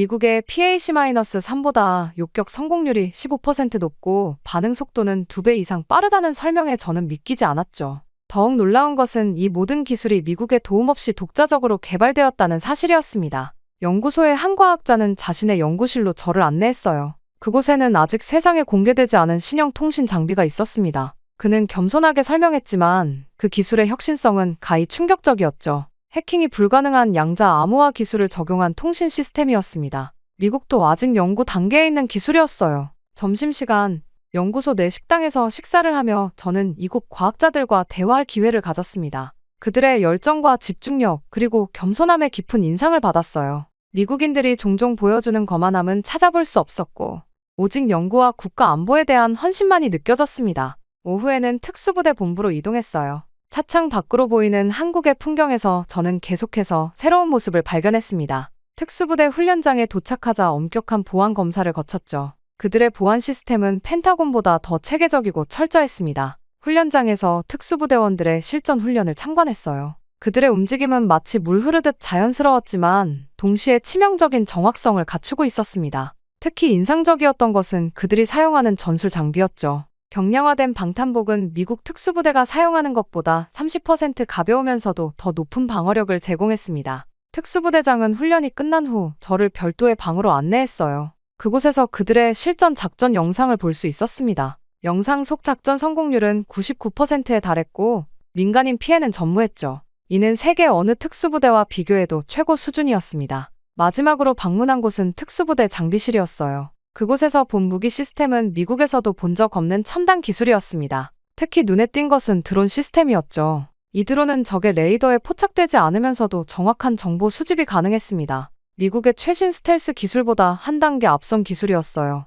하루 일정을 마치고 호텔로 돌아오는 길, 저는 깊은 생각에 잠겼습니다. 이틀간 본 한국의 모습은 펜타곤에서 논의되던 한국과는 전혀 달랐어요. 마이클과 같은 강경파들이 얼마나 큰 오해를 하고 있었는지 실감했습니다. 한국은 더 이상 미국의 보호가 필요한 나라가 아니었죠. 오히려 미국이 배워야 할 점이 많은 강력한 동맹국이었습니다. 이후 워싱턴으로 돌아오는 비행기 안에서 저는 한국에서의 경험을 정리했습니다. 창밖으로 펼쳐진 구름 위로 태양이 빛나고 있었어요. 제 머릿속은 여전히 한국에서 목격한 놀라운 기술과 능력들로 가득 차 있었습니다. 비행기가 미국 영공에 들어섰을 때 제 심장은 점점 빠르게 뛰기 시작했죠. 곧 펜타곤에서 모든 것을 보고해야 한다는 압박감이 밀려왔습니다. 워싱턴 덜레스 공항에 도착하자마자 펜타곤으로 직행했어요. 복도를 걸어가는 동안 여러 동료들의 호기심 어린 시선이 느껴졌습니다. 누군가는 의심스러운 눈초리로, 또 다른 이들은 기대감 가득한 표정으로 저를 바라봤죠. 최고지휘관 사무실 앞에 도착했을 때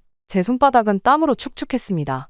회의실에 들어서자 이미 많은 고위 관계자들이 자리에 앉아 있었어요. 마이클도 그 중에 있었습니다. 그의 차가운 눈빛이 저를 향했죠. 최고지휘관이 저에게 한국에서의 조사 결과를 보고하라고 지시했습니다. 저는 깊은 숨을 들이마시고 준비해온 프레젠테이션을 시작했어요. 스크린에 한국의 첨단 기술 사진들과 영상이 하나씩 등장할 때마다 회의실은 점점 더 조용해졌습니다. 특히 특수부대의 작전 능력과 미사일 방어 시스템에 관한 데이터를 보여줄 때 마이크를 포함한 몇몇 강경파들의 얼굴이 굳어지는 것이 보였죠. 저는 단순한 사실만을 전달했지만 그 사실 자체가 충격적이었습니다. 프레젠테이션이 끝난 후 질문 시간이 이어졌어요. 여러 관계자들이 의심스러운 질문들을 쏟아냈고 저는 한국에서 수집한 구체적인 데이터와 증거들로 하나하나 답변했습니다. 제 목소리는 처음보다 더 확신에 차 있었고 눈빛은 단호했죠. 이제 저는 한국의 군사력에 대한 진실을 직접 목격한 유일한 사람이었습니다. 마이클이 자리에서 일어나 질문했을 때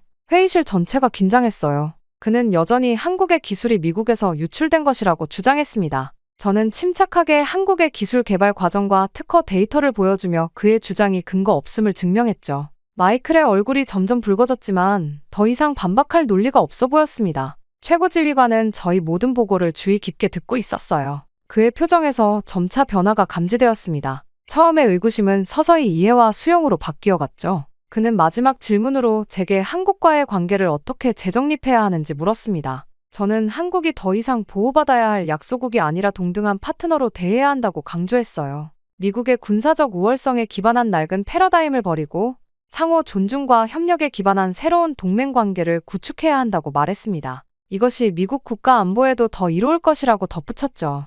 회의가 끝난 후 최고 지휘관은 저에게 개인적으로 접근했어요. 그는 제 보고서가 펜타곤의 아시아 전략에 중요한 변화를 가져올 것이라고 말했습니다. 그의 눈빛에서 저는 진정한 감사와 인정을 읽을 수 있었죠. 사무실로 돌아오는 길에 여러 동료들이 저에게 다가와 축하의 인사를 건넸어요. 펜타곤 내부의 분위기가 서서히 변하고 있음을 느낄 수 있었습니다. 저는 제 사무실 문을 닫고 창밖을 바라보았죠. 워싱턴 기념탑이 멀리 보였습니다. 무언가 중요한 변화가 시작되었다는 느낌이 강하게 들었어요. 며칠 후 대통령 안보회의에서 제 보고서가 논의되었다는 소식을 들었습니다. 한국과의 관계를 재정립하는 새로운 정책이 검토되고 있었죠. 마이클과 같은 강경파들의 영향력은 눈에 띄게 감소했고 더 균형 잡힌 시각을 가진 인사들이 전면에 나서기 시작했습니다. 한 달 후 저는 한국과의 새로운 군사 협력 프로젝트의 책임자로 임명되었어요.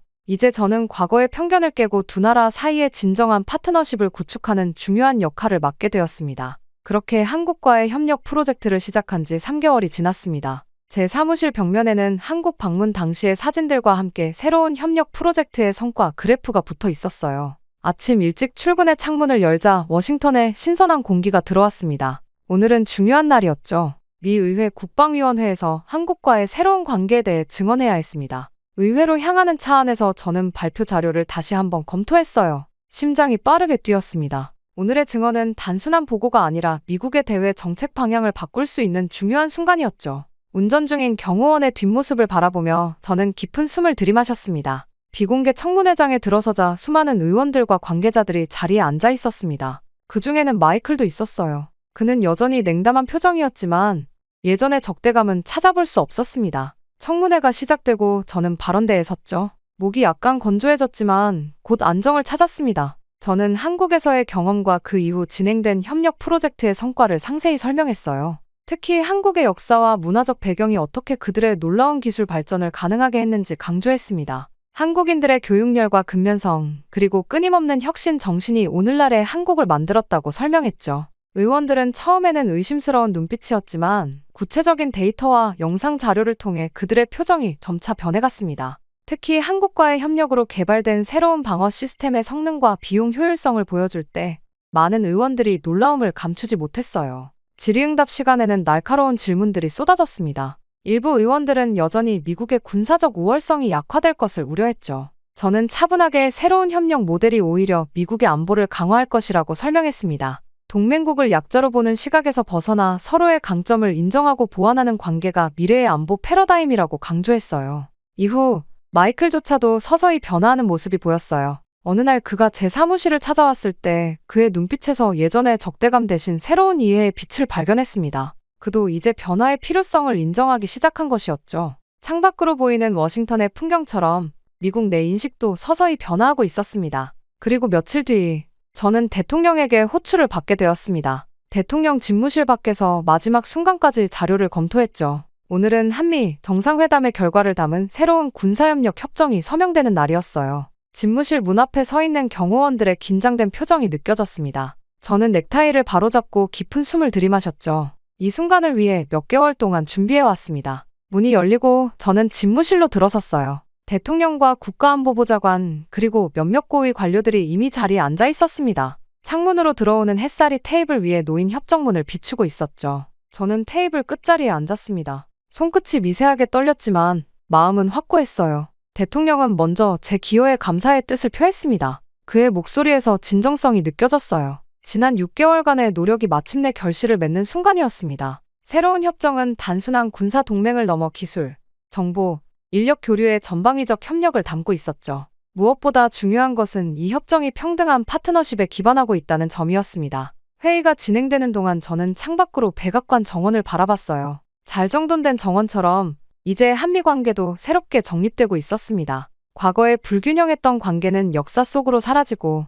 서로의 강점을 존중하는 새로운 시대가 열리고 있었죠. 제 가슴이 뜨거워졌습니다. 서명식이 끝난 후 대통령은 저를 새로운 한미 협력 특별대사로 임명한다고 발표했어요. 제 심장이 멈춘 듯 했습니다. 백악관을 나서는 순간 워싱턴의 하늘은 유난히 맑았어요. 저는 잠시 멈춰서서 건물을 올려다봤습니다. 몇 개월 전까지만 해도 이런 변화가 가능하리라고 상상조차 하지 못했죠. 한국에서의 그 놀라운 경험이 없었다면 오늘의 이 역사적인 순간도 없었을 것입니다. 그날 저녁 사무실에서 늦게까지 일하며 저는 창밖을 바라봤어요. 워싱턴 기념탑이 밤하늘에 우뚝 서 있었습니다. 마이클이 노크 소리와 함께 들어왔죠. 그의 얼굴에는 더 이상 적대감이 없었습니다. 그는 제게 진심 어린 축하의 말을 건넸어요. 심지어 자신의 과거 편견을 인정하기도 했습니다. 우리는 창가에 나란히 서서 워싱턴의 야경을 바라봤어요. 두 나라의 관계처럼 우리의 관계도 새롭게 정립되고 있었습니다. 마이클은 이제 한국을 직접 방문해보고 싶다고 말했죠. 저는 미소 지으며 고개를 끄덕였습니다. 진정한 파트너십의 핵심은 상호 존중이라는 것을 그도 이제 이해하기 시작한 것 같았어요. 새로운 시대가 열렸습니다. 한국과 미국 두 강대국이 손을 맞잡고 세계 평화와 안보를 위해 함께 나아가는 시대였죠. 그리고 저는 그 역사적인 변화의 한가운데 서 있었습니다.